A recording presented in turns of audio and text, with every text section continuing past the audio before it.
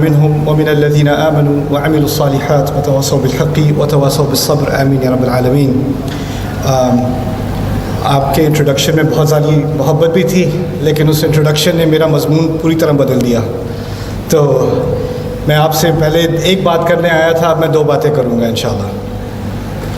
اللہ تعالیٰ نے قرآن میں جس رسول کا سب سے کثرت سے ذکر کیا ہے وہ موسیٰ علیہ السلام، اور ان کی بہت ساری خصوصیات ہیں۔ ان میں سے ایک دو باتیں اس بات کے لیے اب ذہن میں رکھ لیں۔ وہ یہ ہیں کہ جب ہمارے نبی صلی اللہ علیہ وسلم پر بوجھ زیادہ بڑھ جاتا تھا اور ان پر اتنا پریشر ہو جاتا تھا کہ اللہ تعالیٰ ان کو تسلی دیتے تھے، تو تسلی دینے کا ایک طریقہ یہ تھا کہ وہ ان کو موسیٰ علیہ السلام کا ذکر کرتے تھے۔ ما انزلنا علیک القرآن لتشقى الا تذکرۃ لمن یخشی۔ ان الفاظ کے بعد آگے جا کر اللہ تعالیٰ یہی کہتے ہیں وَهَلْ أَتَاكَ حَدِيثُ مُوسَىٰ، آپ پر موسیٰ کی بات نہیں آئی ابھی تک؟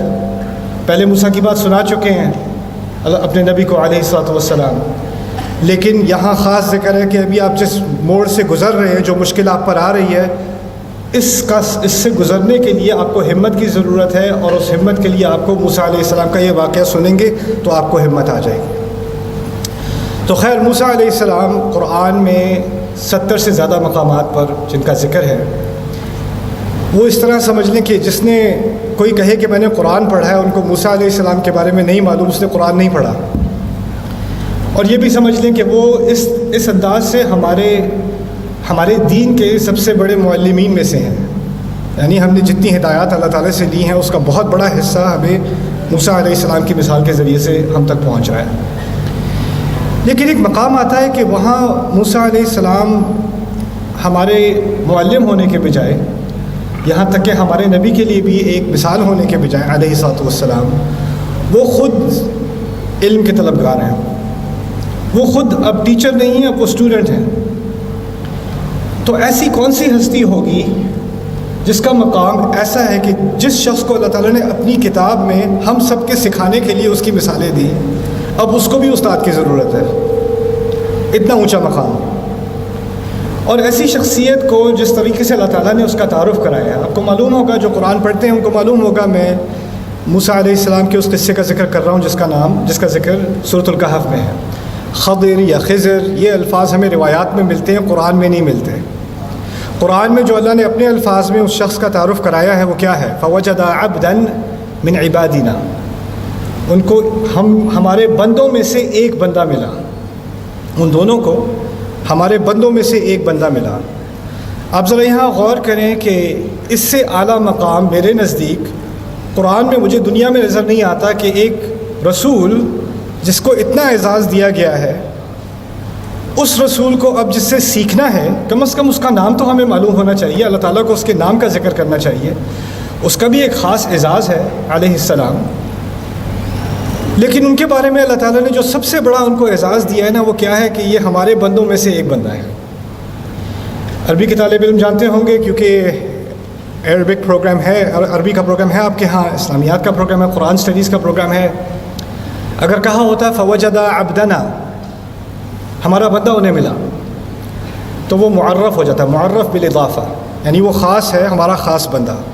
لیکن جب کہا عبدا من عبادنا، کوئی ایک بندہ ہمارے بندوں میں سے، نکرہ، اس کا خاص فائدہ کیا ہے؟ اللہ تعالیٰ نے یہ عظیم درس مجھے اور آپ کو سکھایا ہے کہ سب سے اعلیٰ مقام جو اس دنیا میں مجھے ملے گا نا، وہ میں اللہ کے بندوں میں سے کوئی بندہ بن جاؤں، بس، اس سے اعلیٰ مقام نہیں ہے۔ ہم ایک دوسرے کو عزت دیتے ہیں، ایک دوسرے کو ریکگنائز کرتے ہیں، لیکن جس شخص کو اللہ تعالیٰ نے اتنے اعلیٰ مقام پر جا کر ریکگنائز کیا ہے، وہاں پر بھی جو سب سے اعلیٰ اعزاز دیا ہے وہ ہے عبد، بندہ۔ اللہ کا بندہ بن جائے انسان، وہی اصل عزت ہے۔ ہمارے نبی صلی اللہ علیہ وسلم کو کتنے اعزازات قرآن میں دیے گئے ہیں، لیکن ان کی سیرت میں بھی ایک اعلیٰ مقام ہے جب اللہ تعالیٰ نے ان کو ایک سفر پر لے جا کر ان کو ایک خاص مقام دیا ہے، الاسراء والمعراج۔ جہاں جہاں آپ کو اس الاسراء والمعراج کا ذکر آئے گا، وہاں اللہ کے نبی، ہمارے نبی کے لیے نہ تو رسول کا لفظ صلی اللہ علیہ وسلم، نہ نبی کا لفظ صلی اللہ علیہ وسلم، نہ خاتم النبیین کا لفظ، وہاں کیا ہوگا؟ فَأَوْحَى إِلَىٰ عَبْدِهِ مَا أَوْحَىٰ سُبْحَانَ الَّذِي أَسْرَىٰ بِعَبْدِهِ لَيْلًا عبد عبد یعنی اعلیٰ ترین مقام پر پہنچنے کے بعد کیا مرتبہ مل رہا ہے، کیا اعزاز مل رہا ہے انسان بندہ ہو۔ میں یہ بات آپ کے سامنے اس لیے رکھ رہا ہوں کہ آپ نے بہت لمبا چوڑا انٹروڈکشن کیا اور میں وہاں بیٹھا ہوں، تو مجھے کیا سوچنا چاہیے اپنے بارے میں؟ مجھے یہ سوچنا چاہیے اپنے بارے میں کہ یہ سب کچھ ہو یا نہ ہو، اتنا بڑا پوسٹر پیچھے لگا ہوا ہو یا نہ لگا ہوا ہو، اس سے میرے رب کو کوئی فرق نہیں پڑتا۔ مجھے فرق پڑنا شروع ہو جاتا ہے، مجھے احساس ہونا شروع ہو جاتا ہے یہ تو کچھ بہت ہی بڑا پوسٹر ہے یار یہ تو کچھ بہت ہی لمبا انٹروڈکشن ہو گیا، تو بہت زیادہ تالیاں بج رہی ہیں۔ یہ احساسات انسان کے دل میں آ سکتے ہیں، لیکن اگر اللہ تعالیٰ کا واقعی اللہ تعالیٰ اپنے رب سے ایک صحیح رشتہ ہے نا، تو یہ چیزیں آئیں یا جائیں، ایک چیز اپنی جگہ سے نہ ہل جائے، میں اب کے علاوہ کوئی اور رتبہ نہ لے لوں اپنے لیے۔ یہ بات آپ سب کو سمجھنی ہے، کیونکہ میں جب پاکستان آیا ہوں، میں نے مختلف شہروں کا مختلف ینگ لوگوں سے میں نے کئی باتیں کی ہیں، کچھ باتیں کرنے کا موقع ملا ہے، ان کی بات سننے کا موقع ملا ہے، اور آج بھی آپ کی باتیں میں سنوں گا انشاءاللہ۔ میرا اصل مقصد یہاں آنا آپ کو سکھانا نہیں تھا، میں تو ویسے ہی بولتا رہتا ہوں، آپ سے سننا تھا۔ تو اس تھوڑے سے لیکچر کے بعد میں چاہ رہا ہوں کہ میں آپ کے کچھ سوالات سنوں، اور پہلے تو میں مائکرو پہ جن کی ہمت ہوتی ہے وہ مائکرو پہ سوال پوچھ لیں گے، لیکن کچھ لوگ نروس ہو جاتے ہیں، کچھ لوگ سوچتے ہیں میں سوال پوچھوں گی تو مجھ سے پہلے والے نے اتنا اچھا سوال پوچھا تھا، میرا سوال اتنا اسٹوپڈ ہے، تو سارے مجھے دیکھیں گے کہ اس نے یہ کیا پوچھ لیا، تو وہ نروس ہو جاتے ہیں، پھر وہ کچھ کہتے نہیں ہیں، اور پھر وہ بعد میں کہتے ہیں مجھے یہ سوال پوچھنا تھا، میں کیا کروں، مجھے پوچھ لینا چاہیے تھا۔ تو اس کے لیے میں یہ کروں گا کہ کویشچن آنسر سیشن بریف ہونے کے بعد میں ذرا یہاں تھوڑی سی واک کروں گا آئل میں، اور آپ میں سے جتنوں سے بات ہو سکے میں کروں گا، ایک دوسرے پہ چڑھنا نہیں ہے، آرام سے بات کرنی ہے، اچھا؟ اور اگر کسی کو بہت زیادہ سیلفی لینے کا شوق ہو رہا ہے تو بتائے بغیر لے لیں، کیونکہ آپ کے پوچھنے میں ہی 10 منٹ لگ جاتے ہیں۔ تو اچھا، اب اصل بات جو میں آپ سے کرنا چاہ رہا تھا وہ میں آپ کے سامنے رکھ دوں۔ میں نے آج آپ سے بات کرنی تھی تھوڑی سی سورۃ یوسف کے بارے میں، اور ایک قاعدہ ہے قرآن کا، اللہ تعالیٰ نے قرآن کے مقاصد میں سے اس قاعدے کو نازل کیا ہے، لیدبروا آیاتہ، کہ یہ اس کی آیات پر تدبر کریں۔ تدبر لفظ جو ہے وہ دبر سے نکلا ہے، دبر پیٹھ کو کہتے ہیں، یعنی کہا یہ جا رہا ہے کہ کبھی کوئی بات ہوتی ہے، اس بات کے پیچھے کچھ اور ہوتا ہے۔ اس طرح سمجھ لیں، تصویر سمجھ لیں، کبھی کبھی سمندر میں آپ کو ایک یا تھوڑا سا آئلینڈ نظر آئے گا، چھوٹا سا، یعنی تھوڑا سا پتھر ہے، لیکن اس کے نیچے بہت بڑا پہاڑ ہے، پانی کے نیچے جو ہے آپ کو نظر نہیں آ رہا، آپ کو اوپر نظر آ رہا ہے۔ تدبر یہ ہے کہ آپ دیکھیں اس کے پیچھے کیا، سطح کے پیچھے کیا ہے، اس کے نیچے کیا ہے۔ تو قرآن پڑھنے میں ہمیں تفسیر کی ضرورت ہے، علم کی ضرورت ہے، لیکن اسی طرح ہمیں تدبر کی بھی ضرورت ہے، اس بات کے پیچھے کیا بات کہی جا رہی ہے۔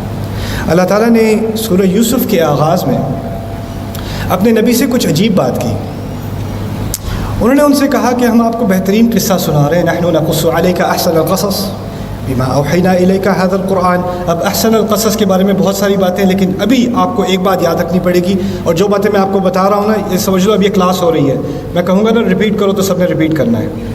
پہلی بات جو یاد رکھنی ہے نا، کہ اس قصے میں بہت زیادہ خوبصورتی ہے، خوبصورتی، یہ پہلی چیز ہے۔ تو اب جب یہ بات اللہ نے انٹروڈکشن میں کہہ دی، تو اس قصے کو جب میں پڑھتا رہوں گا نا ایک ایک آیت کو، تو میں کس چیز کی تلاش میں ہوں؟ میں خوبصورتی کی تلاش میں ہوں۔ اللہ تعالیٰ نے خود ہی مجھے اورینٹیشن دے دی کہ یہ سب سے بہترین، سب سے خوبصورت قصوں میں سے ہے، احسن القصص۔ تو ایک ہے تلاش میری، کیا ہے؟ آواز نہیں آ رہی مجھے، اچھا چلو اب آ گئی، اوکے، خوبصورتی۔ دوسری چیز، عجیب بات کہی ہے اپنے نبی سے علیہ الصلوۃ والسلام، وَإِن كُنتَ مِن قَبْلِهِ لَمِنَ الْغَافِلِينَ، اس سے پہلے آپ ان میں سے تھے جو غافل ہیں۔ لیکن ہمارے نبی علیہ الصلوۃ والسلام غافل تو نہیں تھے، غافل تو وہ قرآن کو بھی جانتے ہیں، اپنے انبیاء کو بھی جانتے ہیں، انبیاء کے قصوں کو بھی جانتے ہیں، ابراہیم علیہ السلام کو بھی جانتے ہیں، قصہ آدم کو بھی جانتے ہیں۔ اتنا زیادہ قرآن نازل ہو چکا ہے، اللہ تعالیٰ کے بارے میں جانتے ہیں، قیامت کے دن کے بارے میں جانتے ہیں، دین کی بنیادی تعلیمات جانتے ہیں، جب تک سورہ یوسف نازل ہو، یہ بہت سارا قرآن نازل ہو چکا ہے۔ تو یہاں غفلت کا کیا مقصد ہے؟ اللہ تعالیٰ یہی نہیں صرف کہہ رہے کہ آپ اس قصے سے ناواقف تھے، لیکن اس قصے میں جو ہدایات ہیں نا، جو حکمت ادھر آ رہی ہے، جن باتوں کی طرف اشارہ اس صورت میں ہو رہا ہے، وہ قرآن میں کہیں اور نہیں ہے۔ اگر آپ کو باقی سارا قرآن معلوم ہوتا اور آپ کو یہ واقعہ، یہ صورت معلوم نہ ہوتی، تو آپ ان ہدایات سے غافل رہتے۔ جو حکمتیں یہاں ہیں وہ آپ کے پاس نہیں ہے. اب غافل کا لفظ بھی ذرا سمجھ لیں ایک منٹ. غافل کا لفظ انگلش میں ہم کہیں گے unaware, لیکن عربی میں غفل اصل میں زمین کے لیے استعمال ہوتا ہے. ارض غفل, زمین کی ایک صفت ہے غفل. اگر آپ کسی ویران جگہ کھڑے ہوں, نہ کسی کے پیدل چلنے کا نشان ہے, کوئی راستہ ہے, نہ کوئی ایسی چیز آپ کو نظر آ رہی ہے جو آپ کو پہچانی جائے, نہ کہیں سے دھواں نکلتا نظر آ رہا ہے کہ شاید وہاں پر شہر ہو, نہ کوئی پانی کی آواز آ رہی ہے کہ کوئی دریا ہو, آپ کھڑے ہو, آپ کو ارد گرد کوئی سمجھ نہیں آ رہا آپ کہاں کھڑے ہو, کس طرف جاؤ. ایسی جگہ جہاں کوئی پہچانی جانی چیز نہ ہو, اس زمین کو غفل کہا جاتا ہے. اس لفظ سے جو تصویر نکلتی ہے وہ یہ ہے کہ انسان زندگی میں بہت سارے مرحلوں سے گزرتا ہے. آپ سارے جو یہاں بیٹھے ہوئے ہو, آپ کی زندگی میں کوئی نہ کوئی ڈرامہ چل رہا ہے, کوئی نہ کوئی مشکل چل رہی ہے, کوئی نہ کوئی سٹریس, کوئی ڈپریشن آپ کو ہے, کسی نہ کسی کی بات آپ کے ذہن میں گھومتی رہتی ہے. آپ کسی مصیبت میں پھنسے ہوئے ہو. جب آپ پھنسے ہوتے ہو تو آپ کو اصل میں اندازہ نہیں ہوتا کہ آپ کہاں کھڑے ہو, جس مقام پہ آپ کھڑے ہو اس کو کیسے سمجھنا ہے. اللہ تعالیٰ نے اس بات کی طرف اشارہ کیا ہے کہ ہمارے نبی جس مقام پر کھڑے ہیں, جس مرحلے سے وہ گزر رہے ہیں, ان کو ابھی پہچان نہیں ہے حقیقت کی کہ ان کے ارد گرد جو چیزیں ہیں ان کو صحیح طرح سے کیسے سمجھنا ہے. اس صورت کے ذریعے ان کو وہ چیزیں سامنے نظر آنی شروع ہو جائیں گی. تو پہلی بات تھی خوبصورتی, دوسری چیز ہے پہچان, اصل پہچان حقیقت کی. یہ دو باتیں اللہ تعالیٰ نے یوسف علیہ السلام کے قصے کی ابتدا میں کر کے ہمارا ذہن تیار کر دیا. یہ دو چیزیں آپ نے ہمیشہ یاد رکھنی ہیں. اب مجھے 10-15 شاید 20 منٹ لگیں گے یہ بات پوری کرنے میں, میرے ساتھ فوکس کرنا. اب رسول بھی ہمارے صلی اللہ علیہ وسلم تیار ہیں اس ہدایت کے لیے, اس انٹروڈکشن کے ساتھ. تو پہلی بات جو ان کو بتائی جا رہی ہے وہ یہ ہے, یا وَإِذْ قَالَ يُوسُفُ لِأَبِيهِ يَا أَبَتِ. آج بس اتنی ہی بات ہوگی, اس سے آگے میں نے بات کرنی نہیں ہے. بس یا ابتی تک میں پھنس گیا ہوں. جب یوسف علیہ السلام نے اپنے والد سے کہا یا ابتی, یا ابتی. دیکھیں, اگر میں نے آپ سے کوئی بات کرنی ہو نا تو مجھے پہلے انٹروڈکشن کی ضرورت نہیں ہے. اگر مجھے اپنے بیٹے سے کہنا ہو پانی لا دو, میں اس کو کہوں پانی لا دو. مجھے یہ اضافہ کرنے کی ضرورت نہیں ہے بیٹا پانی لا دو, اس کی یہ منادہ کی ضرورت نہیں ہے. ویسے بھی کلام ہو جاتا ہے. جیسے ٹیچر سب سے کہتا ہے کھڑے ہو جاؤ, یہ نہیں کہتا اسٹوڈنٹس کھڑے ہو جاؤ, وہ اسٹوڈنٹس کہنے کی ضرورت نہیں ہے. لیکن یہاں ہمیں پتہ ہے قرآن میں کوئی چیز ایکسٹرا ہوتی ہی نہیں, ہر چیز کا مقصد ہوتا ہے. بچہ اپنے والد کے پاس آ رہا ہے اور اپنے والد کے پاس آ کے یہ بھی نہیں کہتا یا ابھی, میرے ابا, ڈیڈ, یہ نہیں کہتا, کہتا ہے یا ابتی. اتا, امام راضی اور مفسرین نے اس کی طرف اشارہ کیا ہے کہ اتا تشیر الی الحب والاکرام. یعنی اردو میں تو بہت ہی زیادہ محاورے والا ترجمہ ہوگا. کسی نے مجھے کہا پچھلے 2-3 دنوں میں, انہوں نے کہا میں نے آپ کی اردو کا لیکچر سنا تھا, آپ اپنی امی سے بات کر رہے تھے, لگ رہا تھا کوئی پرانے زمانے کے نواب بول رہے ہیں. میں نے پرانی اردو ہی سیکھی ہے, میں کیا کروں, جو آتی ہے وہی بولوں گا. لیکن خیر, میں چاہتا ہوں کہ آپ عام زبان میں اس بات کو سمجھ لیں. یا ابتی میں دو باتیں ہیں. ایک تو آپ نے ابو کو پکارا ہے. آپ لوگ ابو کو کیسے پکارتے ہو, کس لفظ سے پکارتے ہو؟ ابو, بابا, پاپا. کچھ لوگ ڈیڈی کہتے ہیں, ذرا ویئرڈ ہوتا ہے لیکن کہتے ہیں. امریکہ میں ڈیڈ کہتے ہیں, بھائی ڈیڈ. آئی کال ہم پاپا. جو تا ہے نا اس کا میں ترجمہ انگلش میں پتہ ہے کیسے کروں گا, dad I love you, papa I love you. محبت کا بھی تو ترجمہ کرنا ہی پڑے گا نا, تا تو ہے وہاں پر. تو اردو میں آپ کرو گے ترجمہ میرے پیارے ابا جان, لیکن وہ تو لگتا ہے جیسے خط لکھا ہوا ہے کسی نے. آپ گھر پہ ایسی بات نہیں کرتے, گھر میں ابو کے ساتھ بیٹھ کے میرے پیارے ابا جان. کہ تمہیں کیا ہو گیا ہے. لیکن یہ بات ہمیں ذرا رک کے سوچنی پڑے گی کہ ایک بچہ جو اپنے ابو سے بات کرنے لگا ہے, بات کرنے سے پہلے کہتا ہے ابو مجھے آپ سے بہت پیار ہے, اس کے بعد بات کرنے لگا ہے. اور یہ پہلا درس ہے قرآن کا رسول کے لیے صلی اللہ علیہ وسلم, اس کے بعد ہمارے لیے جو اس صورت میں نازل ہوا ہے. ابھی آگے جانے سے پہلے میں نے کہا تھا نا تدبر کیا ہوتا ہے, اس کے پیچھے کیا ہے, تو اس پہ بھی تھوڑا سا تدبر کر لیتے ہیں. اس کے پیچھے کیا ہے؟ آج کل ٹک ٹاک, اسنیپ چیٹ, انسٹاگرام, ان تمام پر چھوٹی چھوٹی ویڈیوز آتی ہیں, وائرل ہو جاتی ہیں. ایک دفعہ میں نے ایک ویڈیو دیکھی, ایک بچہ چھوٹا سا ہے, بڑی مرچ مسالے والی گالیاں دے رہا ہے, 2 سال کا بچہ. It's a viral video, 20-30 million لوگ اس کو واچ کر رہے ہیں، ہنس رہے ہیں، شیئر کر رہے ہیں، اس کو بڑا فنی سوچ رہے ہیں. مجھے تو بڑی ڈسٹربنگ لگی یہ چیز کہ ایک چھوٹا سا بچہ ایسے گالیاں دے رہا ہے. سوال یہ پیدا ہوتا ہے کہ اس نے وہ گالیاں سیکھی کہاں سے؟ دے تو وہ رہا ہے، اس کو ملی کہاں سے؟ اس کی زبان پر آئیں کیسے؟ اس نے کہاں سے لی ہیں آپ بتاؤ؟ سارے بڑوں سے، اپنے والدین سے لی ہے، اپنے بڑے بھائی سے لی ہے، جو بڑے اس کے گھر میں ہیں. جو چیز وہ سنتا ہے اسی کو وہ ریکارڈ کرتا ہے، پھر اسی کو ری پلے کرتا ہے. بچے تو آئینہ ہوتے ہیں، وہ جو ان کے سامنے آئے گا اسی کی ریفلیکشن وہ بن جائیں گے. تو جب یوسف علیہ السلام نے اپنے ابو سے کہا ہے یا ابتی، محبت کا اظہار کیا ہے، تو ان کو کہاں سے ملا یہ؟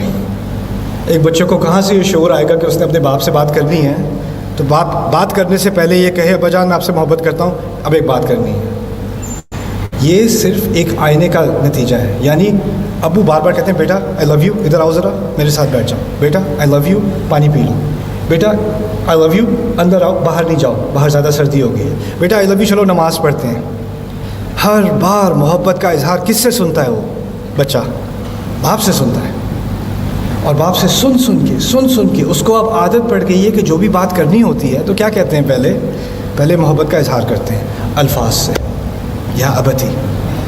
میں نے یہ سیمینار اس موضوع پر میں نے دنیا کے بہت سارے مختلف جگہوں پر یہ مضمون چھیڑا، اور میں نے ایکسپیریمنٹ کے طور پہ اپنے ینگ نوجوان لڑکوں سے پوچھا، بیلجیم میں، امریکہ میں، کینیڈا میں، پھر یہ ملیشیا میں نے آڈینس سے پوچھا آپ میں سے کتنے ہو جو ساری عمر جب آپ چھوٹے تھے تو آپ سنتے آئے ہو اپنے ابو سے کہ وہ آپ سے کتنی محبت کرتے ہیں؟ بیٹا آئی لو یو، بیٹا آئی لو یو، بیٹا آئی لو یو، بیٹا بڑا پیار کرتا ہوں تم سے، بیٹا تمہیں مجھے بہت پیارا ہے. ہاتھ اٹھا لیں. کچھ نظر آ رہا ہے پیچھے ذرا دیکھنا. 1 2. قرآن یہ بات سکھا رہا ہے کہ محبت کا اظہار الفاظ کے ذریعے بہت ضروری ہے. ہماری تو بیٹیاں بھی نہیں سنتی شاید. بیٹیاں بیٹا آئی لو یو، بیٹا آئی لو یو، بیٹا I love, oh my god, we're a loveless society. میں نے اپنی بہن سے بھی پوچھا، میرے ماں پاپا یہاں بیٹھے ہیں، کہ پاپا used to say I love you. She goes, no, that's weird. There is love، محبت ہے تو، لیکن ہم کہتے نہیں ہیں. تو اگر کہتے نہیں ہیں تو پھر ظاہر ہے کسی اور طریقے سے کمیونیکیٹ ہوتی ہوگی محبت. تو اگر ہمیں واقعی محبت سمجھنی ہے، اور یہ ان الفاظ کے اندر محبت ہی ہے، تو محبت سمجھنے کا ایک طریقہ میں آج آپ کو سمجھا دوں، پھر یہ آیت اور یہ باقی صورت سمجھ میں آئے گی. محبت کو سمجھنے کے لیے 5 طریقے ہوتے ہیں جن کے ذریعے میں کسی کو بتا سکوں یا اس تک یہ پیغام پہنچا سکوں کہ مجھے اس سے محبت ہے. سب سے آسان طریقہ الفاظ ہیں. الفاظ وہ ہمارے ہاں تقریباً حرام ہیں. ہمارے کلچر میں محبت والے الفاظ جب ہوتے ہیں تو وہ خطرناک معلوم ہوتے ہیں. اگر شوہر بیوی کو کال کر کے کہے بیگم آئی لو یو، وہ کہ کیا ہوا ہے؟ اوہ نو.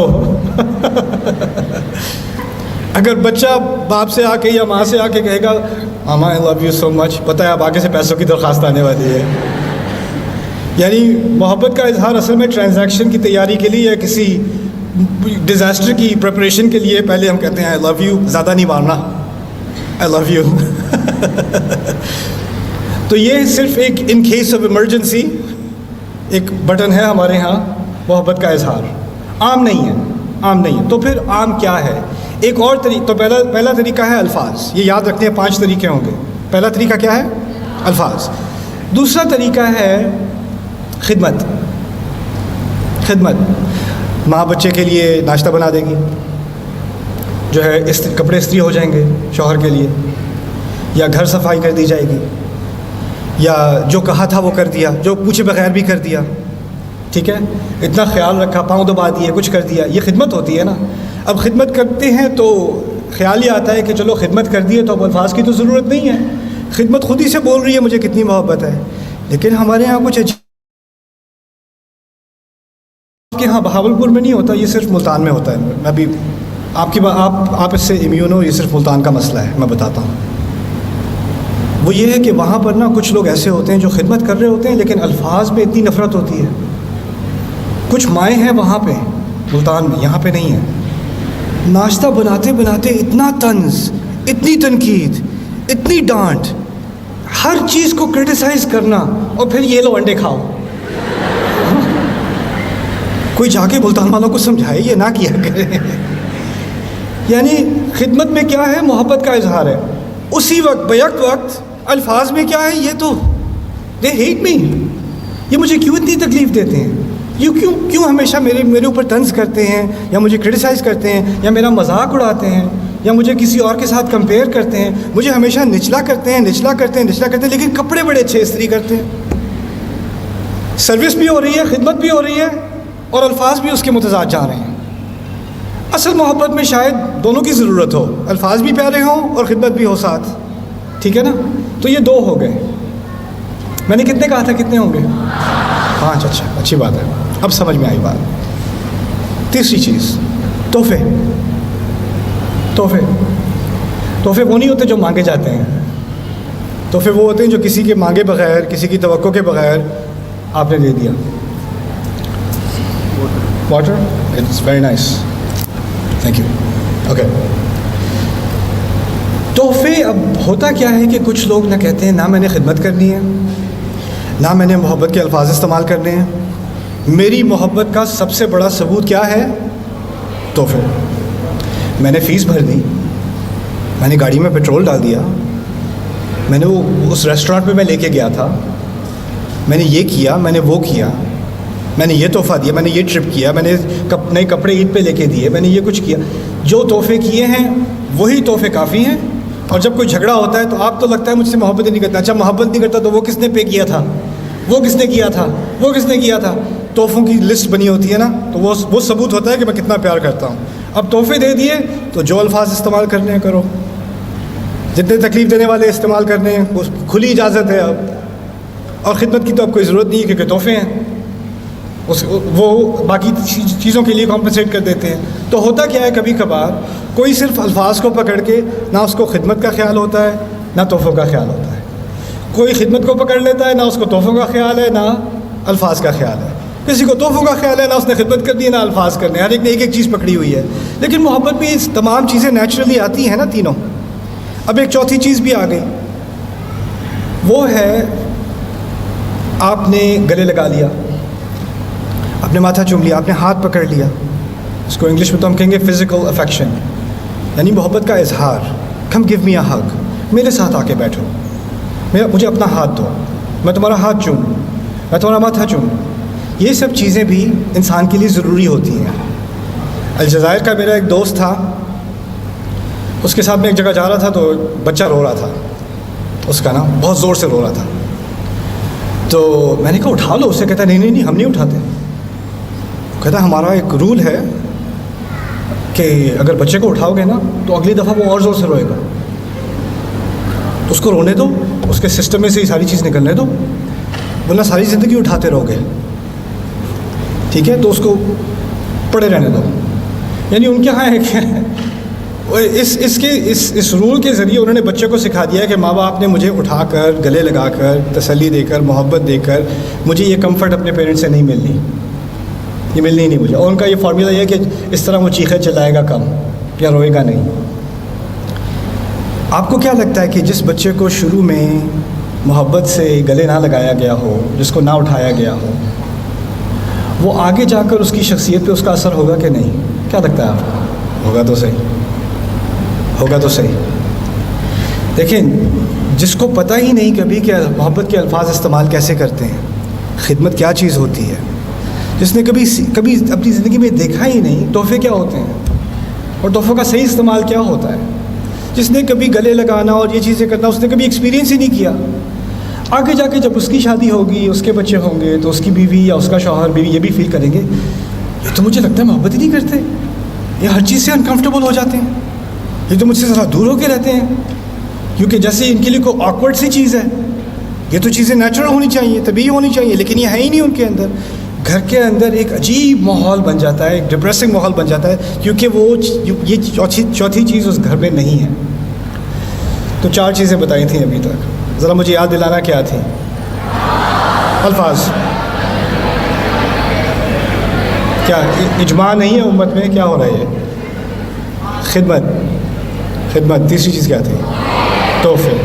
چوتھی فزیکل افیکشن. پانچویں چیز میں نے ایجاد کی اپنی طرف سے بنائی ہے، بدعت ہے میری. ایک قرآن سے لے کر، بلکہ انہی آیات سے لے کر اس کو سمجھنے کے لیے میں آپ کو پہلے ایک مثال دیتا ہوں. فرض کریں آپ کی باجی ہیں اور آپ کا جاب انٹرویو ہوا. اب وہ آپ کا انٹرویو اچھا گیا، اب وہ جاب آفر آپ کو کر رہے ہیں اور آپ مشورہ لینا چاہ رہے ہیں اپنی باجی سے. باجی کے پاس آپ آئے، باجی ذرا ضروری بات کرنی ہے، وہ انٹرویو جو ہے وہ ہو گیا ہے، جاب وہ آفر کر رہے ہیں. باجی آپ کی یہ کرنی ہے، ہاں پھر کیا ہوا؟ اچھا یہ تو اچھا ہوا، تو کر لو، اس میں کیا ہے؟ ہاں ٹھیک ہے تو پھر آپ ذرا تنگ آ کے کہتے ہو باجی ذرا ایک سیکنڈ فون رکھ کے مجھ سے ذرا بات کر لیں. نہیں میں سن رہی ہوں، میرے کان چل رہے ہیں، میں کان سے نہیں ٹائپ کر رہی. ذرا باجی پلیز ذرا مجھے دیکھ کے ذرا بات کر لیں. تو باجی ایسے فون، بتاؤ.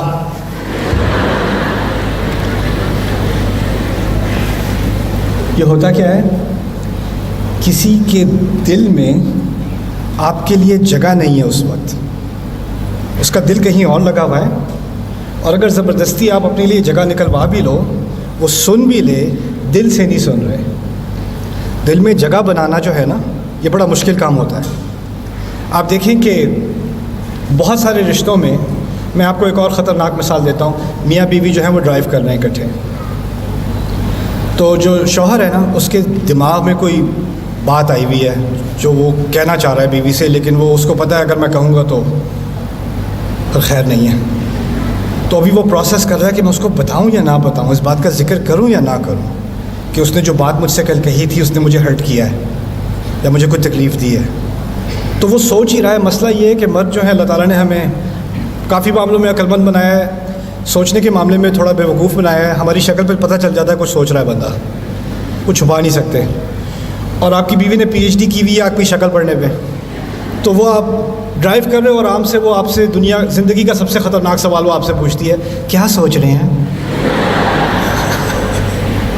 اگر آپ کی بیوی آپ سے پوچھ لے کیا سوچ رہے ہو، اوف ملک الموت، اس وقت اب کہیں سے پھر آپ سوچتے ہو کوئی اور جواب دے دو یار، بچت ہے. کچھ اچھا نہیں، کام پہ آج کل بہت پریشر ہوا ہے، اس کے بارے میں سوچ رہا تھا، ہو بچت ہو گئی، شکر ہے. لیکن پھر وہ کہتی ہے نہیں مجھے پتہ ہے کوئی اور بات ہے. او ہو آپ بتا دیں. دیکھیں اللہ نے قرآن میں کہا ہے کہ آپ میرا لباس ہیں اور میں آپ کا لباس ہوں. آپ اس رشتے کو اللہ نے تسکین کے لیے، سکون کے لیے بنایا ہے. لِتَسْكُنُوا إِلَيْهَا. اس کو ساری آیات بھی یاد ہیں، بیوی کو پریکٹس کر کے آئی ہے. وہ کہتی ہے کہ دیکھیں اگر آپ مجھ پہ ٹرسٹ نہیں کر سکتے، آپ مجھ سے ہر چیز شیئر نہیں کر سکتے اور میں آپ سے ہر چیز شیئر نہیں کر سکتی، تو پھر اس رشتے کا فائدہ ہی کیا؟ اس کی تو بنیاد ہی یہ ہے کہ آپ مجھے دل کی کوئی بھی بات بتا سکتے ہو، میں سننے کو تیار ہوں، میں سنوں گی، میں آپ کے لیے سیف ہوں. مجھ سے زیادہ آپ کی بات کی حفاظت، آپ کے دل کی حفاظت کون کرے گا؟ اور آپ سے زیادہ میرے دل کی حفاظت کون کریں گے؟ بیوی نے آپ کو بڑی زبردست تقریر کی اور اس تقریر کے جوش میں آ کے آپ نے کہا ہاں ٹھیک ہے میں بتا ہی دیتا ہوں. تو پھر ہمت کر کے آپ نے منہ کھول لیا اور بتا دیا کہ اصل میں بات یہ ہے کہ پچھلے ہفتے جو ہوا تھا نا اس کے بارے میں سوچ رہا تھا یہ وہ. تو آپ نے وہ بات کر دی جو بھی بات تھی. اب آپ کیونکہ ڈرائیو کر رہے ہو، آپ کی نظریں سڑک پر ہیں، آپ کو نہیں پتہ وہاں شکل پہ کیا ہو رہا ہے، تو آپ ریئر ویو میں چیک کر کے دیکھنا چاہ رہے ہو کہ ابھی ٹیمپریچر بدلا کہ نہیں. تو 2-3 منٹ کی خاموشی کے بعد وہاں سے آواز آتی ہے، یہ بات تھی آپ کے دل میں، اس طرح سوچتے ہیں آپ، مجھے تو پتہ ہی نہیں تھا کہ آپ ایسا کریں. میں نے نہیں جانا، واپس گھر لے جائیں مجھے، آپ اکیلے جائیں، مجھے نہیں بات کرنی.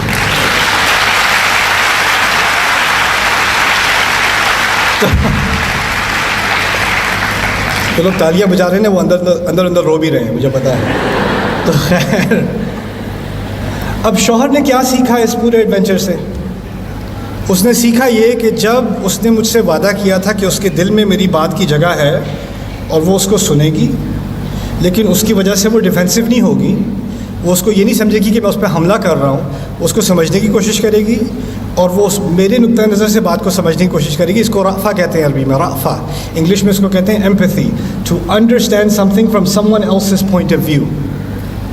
رسول صلی اللہ علیہ وسلم کی بڑی بڑی نشانیوں میں سے، ان کی بڑی خصوصیات میں سے ہے بالمؤمنین رؤوف الرحیم. رأفہ جو ہے اگر آپ کے گھر میں نہیں ہے تو ہم کہتے ہیں ہمیں سنت کا بڑا اہتمام ہے. اتنی عظیم سنت ہے ہمارے نبی کی علیہ الصلوۃ والسلام رأفہ، کہ وہ رؤوف تھے، یعنی وہ کسی اور کی تکلیف کو اس کے نقطۂ نظر سے سمجھنے کے لیے تیار تھے. یعنی اچھا آپ کو یہ برا لگا تو مجھے یہ برا لگا تھا، اچھا یہ جو آپ نے کیا ہے نا یہ تو کچھ بھی نہیں ہے اس مقابلے میں جو آپ نے میرے ساتھ کیا ہے. پھر وہ ایک ٹیبل ٹینس میچ شروع ہو جاتا ہے نا، پھر وہاں سے فائرنگ، پھر یہاں سے فائرنگ، پھر وہاں سے فائرنگ. اب جب اس بیوی کو برا لگا اور اس نے وہ بات کہہ دی، وہ پہلے تو کہہ رہی تھی آپ مجھے کچھ بھی بتا سکتے ہیں، پھر پتہ چلا کہ اس کے دل میں اس بات کو برداشت کرنے کی صلاحیت نہیں ہے، تو شوہر نے کہے بغیر ایک بڑا عظیم درس اپنے لیے سیکھ لیا. اس نے ایک ہدایت لے لی اپنے لیے، میری بیوی کچھ چیزوں کے بارے میں اس کے دل میں میرے لیے جگہ نہیں ہے، وہ باتیں میں اس سے آئندہ نہیں کروں گا، کیونکہ اگر کروں گا تو یہ ہوگا یا اس سے زیادہ ہوگا. اب اس بیوی نے اس شوہر کو سکھا دیا ہے کہ اب آپ میرے بارے میں جو یہ باتیں آپ کے دل میں ہیں نا، یہ آپ دل میں ہی رکھا کریں، یہ میرے سامنے نہ کریں، مجھے اس کی ٹالرنس نہیں ہے. اور یہ دوسری طرف بھی ہوتا ہے، بیوی ہو سکتا ہے شوہر سے کوئی بات کرے کانفیڈنس میں اور وہ پھٹ جائے. اب بیوی بھی سیکھ کیا رہی ہے، ان کو تو میری بات سننے کا کوئی صبر ہے ہی نہیں، وہ تو اس کے لیے تیار ہے ہی نہیں کہ میری بات کو وہ سن سکیں، دل سے سن سکیں. یہاں صرف غور سے سننے والی بات نہیں ہو رہی، دل میں جو جگہ بنائی جاتی ہے نا. غور سے سننا تو آسان ہے، ابھی آپ میرے لیے غور سے سن رہے ہو، یہ تو آسان ہے. طالب علم کلاس میں بیٹھا غور سے بات سن رہا ہوتا ہے. دل میں کسی کی بات کے لیے جگہ بنانا بہت مشکل کام ہوتا ہے، کیونکہ اس میں شاید آپ کو اپنی انا پر بھی کوئی دھبا لگے، کوئی ہٹ لگے کہ اس میں تو میری تنقید بھی ہے. تو یہ جب جگہ نہیں بنتی نا، اور شوہر سیکھ جاتا ہے کہ میری بیوی کے دل میں اس کے لیے جگہ نہیں ہے، تو انسان کا مسئلہ یہ ہے کہ جو دل کی بات ہوتی ہے اس نے کسی نہ کسی سے کرنی ہوتی ہے، کرنی تو ہے اس نے. اب وہ شاید جا کے اپنی ماں سے کرے گا یا باپ سے کرے گا یا دوست سے کرے گا، لیکن شیطان اس موقع کا فائدہ اٹھا کے کہتا ہے کسی ایسے شخص سے کرو جس سے حرام کا راستہ کھل جائے. کہیں اور انسٹاگرام پہ کوئی نہ کوئی تو ہوگا جو کہے گا دل کی کشادگی _XX5، میں سننے کو تیار ہوں. اور پھر آپ کسی سے بات کر رہے ہو انسٹاگرام کے اوپر یا فیس بک پہ DM کر رہے ہو، کچھ کر رہے ہو، اور پھر آپ کو لگے گا اس کو تو میری بات سمجھ میں آتی ہے، اس کے تو دل میں بڑی کشادگی ہے، میری فیملی والے تو کچھ سمجھتے ہی نہیں ہیں، ان کو میری بات سمجھ میں آتی ہے. اور پھر آپ اپنے گھر والوں سے بالکل مصنوعی قسم کی بات کرتے ہو، دل کی کوئی بات نہیں کرتے. گھر پہ کیسا دن گزر رہا تھا، کیا ہو رہا تھا، سب ٹھیک، آج کیا ہوا، کچھ بھی نہیں. اس طرح کی سطحی بات کر کے دل کی بات فون پہ ہو رہی ہے، دل کی بات دوستوں سے ہو رہی ہے. آپ نے دیکھا ہوگا بچے آپ کے اگر ہوں جو ٹین ایجرز ہیں، کالج اسٹوڈنٹس وغیرہ ہیں، دوستوں سے بات کر رہے ہیں پھر ماں پوچھے گی کس سے بات کر رہے ہو، کسی سے بھی نہیں. کیا بات کر رہے ہو، کچھ نہیں.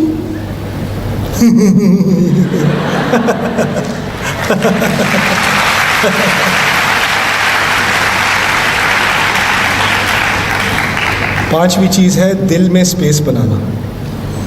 اب دیکھیں واپس اس آیت کی طرف آتے ہیں. میرا مقصد تھا اس آیت کے بارے میں بات کرنا. اس آیت میں اللہ تعالیٰ نے ایک بچے کو، یوسف علیہ السلام کو، اتنا کمفرٹیبل بنایا ہے کہ وہ اپنے ابا کے پاس جا کے اس نے ایک خواب کی بات کرنی ہے. لیکن خواب کی بات کرنے سے پہلے وہ اپنے والد کو اویئر کرنا چاہتے ہیں، ان کو آگاہ کرنا چاہتے ہیں کہ یہ بات ذرا ضروری ہے، مجھے آپ کے دل کی ذرا پوری کمپلیٹ سپیس چاہیے. ابھی آپ کسی بھی کام میں مصروف ہوں اس کو پاز کر دیں، مجھے آپ کی مکمل اٹینشن چاہیے اور آپ کے دل کی کشادگی کی ابھی مجھے ضرورت ہے. جب انہوں نے یہ سپیس دی تو انہوں نے کہا انی رأیت 11 کوكبا والشمس والقمر رأیتهم لی ساجدین. اب دیکھیں ہم نے اپنے کلچر میں پہلے تو یہ کیا ہے کہ بچوں کے ساتھ ہم کہتے ہیں کہ بچوں سے سختی نہ کرو تو وہ بگڑ جاتے ہیں، بچوں سے سختی نہ کرو تو وہ بگڑ جائیں گے، تو کچھ نہ کچھ تو ہونا چاہیے معاملہ. دوسرا یہ کیا ہے کہ بیچارہ جو باپ ہے وہ کام پہ جاتا ہے، پیچھے ماں کو سٹریس لگی ہوئی ہے، وہ برتن بھی صاف کر رہی ہے، گھر کا کام بھی کر رہی ہے، یہ بھی کر رہی ہے، بچہ بھی شور مچا رہا ہے. تو ماں کے پاس اس کے ہتھیاروں میں سے ایک ہتھیار یہ ہوتا ہے تیرے ابا آئیں گے نا تو اس کو بتاؤں گی. تو ابا کو غصہ آتا ہو یا نہ آتا ہو، ابا اس امید میں ہو کہ گھر آؤں گا تو بچوں کو گلے لگاؤں گا، لیکن اس کے گھر آنے سے پہلے ہی بچے کے دماغ میں کیا ہے، ابا جو آ رہے ہیں نا وہ ایکسیکیوشنر آ رہا ہے گھر پہ، پولیس والے پہنچ گئے ہیں تو اب باپ کو بھی عجیب کہ بچے گلے لگا کے فوراً بھاگ جاتے ہیں، دور رہتے ہیں، ڈرتے رہتے ہیں باپ سے. اور کبھی کبھی ایسے باپ بھی ہوتے ہیں جو اس ڈر کو انجوائے کرتے ہیں. ہاں کیا کیا تھا آج، ورنہ باہر اپنے کالگ سے بات کریں گے، سر کیا حال چال ہے آپ کے، ٹھیک ہے بالکل ٹھیک ہے، ہاں جی ٹھیک ہے. پھر گھر پہنچے، ہاں کریم کیا کر رہے ہو، ایک ہی بندہ اس کی ساری ٹون بدل جاتی ہے. جو خوبصورت ہدایت اللہ تعالیٰ نے یہاں پر دی ہے نا، اب اس کے اثرات کو سمجھنے. آخری بات ہے میری، پھر میں آپ کے سوال لوں گا انشاءاللہ. 5 جو محبت دکھانے کے طریقے ہیں، اس میں سے جو 5واں ہے نا، وہ اگر نہ ہو تو باقی کے 4 بیکار ہو جاتے ہیں. یہ سمجھ لینا، باقی کے 4 بالکل بیکار ہو جاتے ہیں.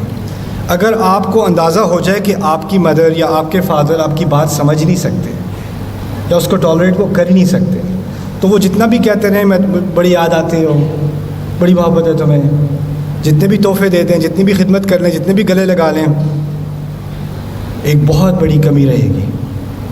اصل محبت اس انسان سے ہوتی ہے جس کے دل میں آپ کے لیے جگہ ہے، جس کے دل میں جگہ ہے. پھر ان باقی چیزوں کے پیچھے کچھ معنی بھی ہوتا ہے، ورنہ وہ ساری چیزیں آرٹیفیشل ہو جاتی ہیں. چاروں کی چاروں ہوں. ہماری کتنی ساری فیملیز میں تحفے بھی دیے جا رہے ہیں، گلے بھی لگائے جا رہے ہیں، خدمتیں بھی کی جا رہی ہیں، لیکن دل میں محبت کا احساس نہیں ہوتا. کتنے لڑکے لڑکیاں مجھے آ کے کہتے ہیں مجھے تو لگتا ہے میری فیملی مجھ سے پیار ہی نہیں کرتی، مجھے تو بوجھ سمجھا ہوا ہے، میں تو بس ڈس اپوائنٹمنٹ ہوں، میرے ابو کبھی مجھ سے خوشی نہیں ہوتے. جب بھی بات کرتے ہیں تو اس کی چیز کی بات کرتے ہیں کہ جو میری ناکامیاں ہیں اسی کا ذکر کرتے ہیں، میری کسی کامیابی پہ خوش نہیں ہوتے. Nothing is ever good enough. تو ہم نے ایک ایسی انوائرمنٹ بنا دی ہے اپنے گھروں میں. اب اس کا اثر کیا ہوگا یہ سمجھ لیں.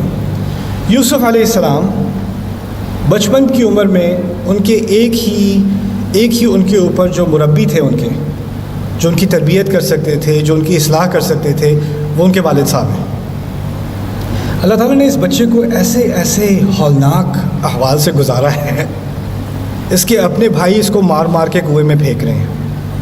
کوئی غیر اس کو نکال کے رحم کرنے کے بجائے اس کو بوریوں کے تلے چھپا کے اس کو بچوں کے بازار میں لے کے جا رہے ہیں جہاں بھیڑ بکریاں بیچتے ہیں، اور انہیں کی طرح ان سے برتاؤ کیا جاتا ہے. پھر وہ کسی اور ملک میں پہنچ جاتا ہے یہ بچہ، جہاں جس کی زبان بھی اس کو نہیں آتی، اور وہاں اب نہ اس کو کبھی اپنے ابو سے کوئی تعلق نہیں رہا، اپنی امی سے نہیں رہا، فیملی سے کٹ چکا ہے. کتنا ٹراما ہے اس بچے کے دل کے اوپر، کتنی مشکلوں سے. اور پھر اس کی تقریباً پوری نوجوانی جیل کے اندر گزری ہے، تقریباً پوری جوانی. سوال یہ پیدا ہوتا ہے کہ وہ کون سا اثر تھا، وہ کون سی ایک چیز تھی جو یوسف علیہ السلام کے دل میں ایسی زبردست تھی کہ ان کا ماحول جتنا بھی خراب ہو، جتنا بھی ڈپریسنگ ہو، جتنی بھی مشکلوں میں وہ پڑیں، ان پر اس کا اثر نہیں ہوتا، وہ پھر بھی امیدوار رہتے ہیں. ذالک من فضل اللہ علینا، جیل کے اندر کہہ رہے ہیں اللہ تعالیٰ کے فضلوں میں سے ہے ہمارے اوپر. جیل میں بیٹھ کے کون کرتا ہے اللہ کا بڑا کرم ہے؟ کون کہتا ہے؟ کیسے ان کا یہ آؤٹ لک بنا؟ کیسے یہ بنا؟ ایسے کہ جس باپ نے یہ دروازہ کھولا تھا نا کہ وہ آپ سے محبت کا اظہار 5 طریقے سے، جس کی طرف ہلکا سا اشارہ کر دیا، اور آپ ان سے محبت کا اظہار کر سکتے ہو. ایک دفعہ وہ محبت آ جائے، اس کے بعد جو ہدایت دی جاتی ہے نا، وہ 1-2 الفاظ بھی ہوں، وہ ساری زندگی اس بچے کے ساتھ رہیں گے. اس بچے کو بار بار تقریر کرنے کی ضرورت نہیں ہے. آپ لوگ فیملی میں کہتے ہو، میں تو اپنے بیٹے سے کہتی رہتی ہوں نماز پڑھ نماز پڑھ نماز پڑھ، وہ پڑھتا ہی نہیں. میں تو اتنا کہتی ہوں یہ کرو یہ کرو یہ کرو، وہ کرتے ہی نہیں. میں اپنے بیٹے سے کہتا ہوں، اپنی بیٹی سے کہتی ہوں، اپنے شوہر سے کہتی ہوں، سنتے ہی نہیں. سنتے اس لیے نہیں ہے کہ دروازہ نہیں کھلا ہوا ابھی دل کا، آپ نے اسپیس نہیں بنائی. آپ کو سنوانا ہے، سننا نہیں ہے. اگر سنوانا ہوتا ہے نا تو پھر پہلے سننا پڑتا ہے اور دل سے سننا پڑتا ہے. یہ چھوٹی سی ہدایت قرآن نے دی ہے، اس سے زندگی بہت خوبصورت ہو سکتی ہے. اور ہو سکتا ہے ہم بھی اس معاملے میں غافل تھے، اس معاملے میں ہم اپنی فیملی میں، اپنی سوسائٹی میں غافل تھے. اور اگر یہ نہیں ہوگا تو کیونکہ ہماری ینگ جنریشن کو بہت ساری مشکلات کا سامنا کرنا ہے نا، بہت سارے پریشرز ہیں ان کے اوپر. اب کیا کرتے ہیں وہ ان پریشرز کے اندر وہ گر جاتے ہیں، پھسل جاتے ہیں, غلطی ہو جاتی ہے. جب غلطی بھی ہو جاتی ہے دوستوں کو بتا دیں گے, کسی اور کو کسی غیر کو بتا دیں گے, گھر میں کبھی کسی کو نہیں بتائیں گے, کیونکہ گھر میں وہ برداشت نہیں ہے. گھر میں یہ ماحول نہیں ہے کہ اگر گرے ہو بیٹا تو چلو میں تمہیں دوبارہ اٹھا لوں, میں تمہاری مدد کر دوں. وہ رفع کہاں پہ گئی؟ یہ یا ابتی, اتنا چھوٹا سا یا ابتی, اس پہ ہی انسان تدبر کر لے تو شاید پوری زندگی, پوری فیملی کی زندگی, آنے والی نسلوں کی زندگی خوبصورت بن جائے. جزاکم اللہ خیرا, بارک اللہ لی ولکم فی القرآن الحکیم ونفعنی وإیاکم بالآیات والذکر الحکیم. السلام علیکم ورحمۃ اللہ وبرکاتہ.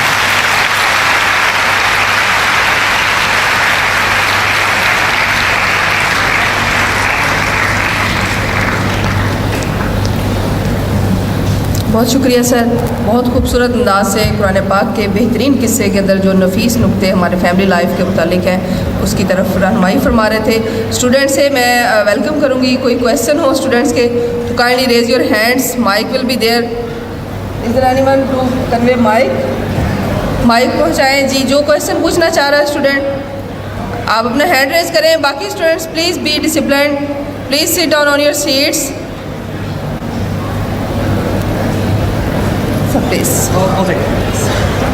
Okay, any questions? جی وعلیکم السلام.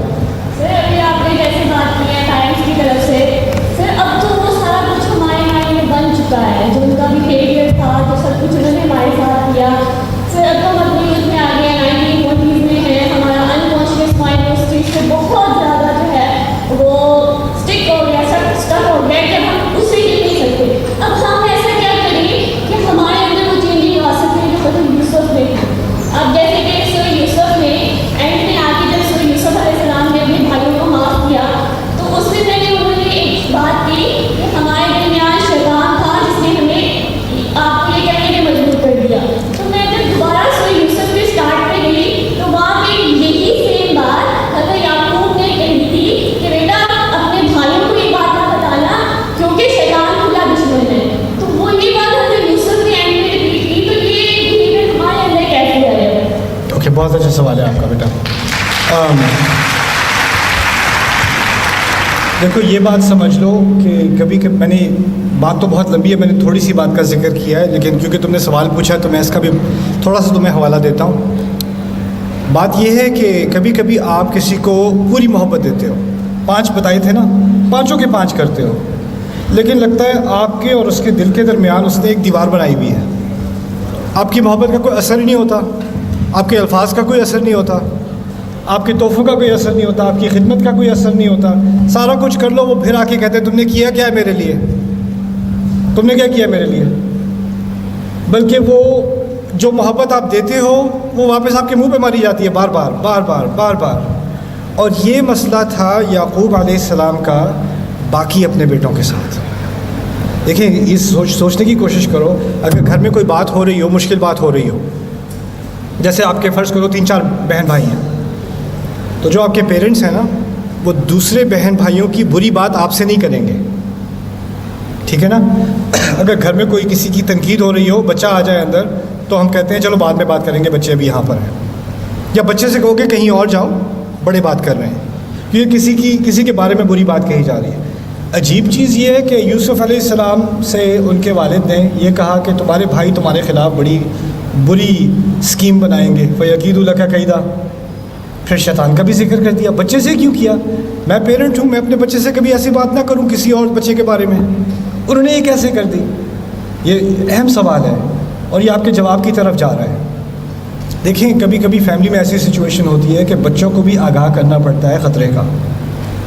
کیوں ایسا ہے کہ سورہ یوسف میں یعقوب علیہ السلام نے اپنے دوسرے بیٹوں سے بات نہیں کی, بیٹا حسد نہ کیا کرو, یہ چھوڑ دو, دشمنی چھوڑ دو, اللہ کے نبی ہیں, ان سے زیادہ اچھی نصیحت کون کرے گا. بات اس طرف اشارہ کیا جا رہا ہے کہ شیطان کے وسوسے کے ذریعے کبھی ایسی دیوار بن جاتی ہے نا کہ آپ اس کو اپنے الفاظ سے, اپنی محبت سے, اپنے اخلاق سے توڑ نہیں سکتے. جو بھی کر لو وہ ویسے کے ویسے ہی رہتے ہیں.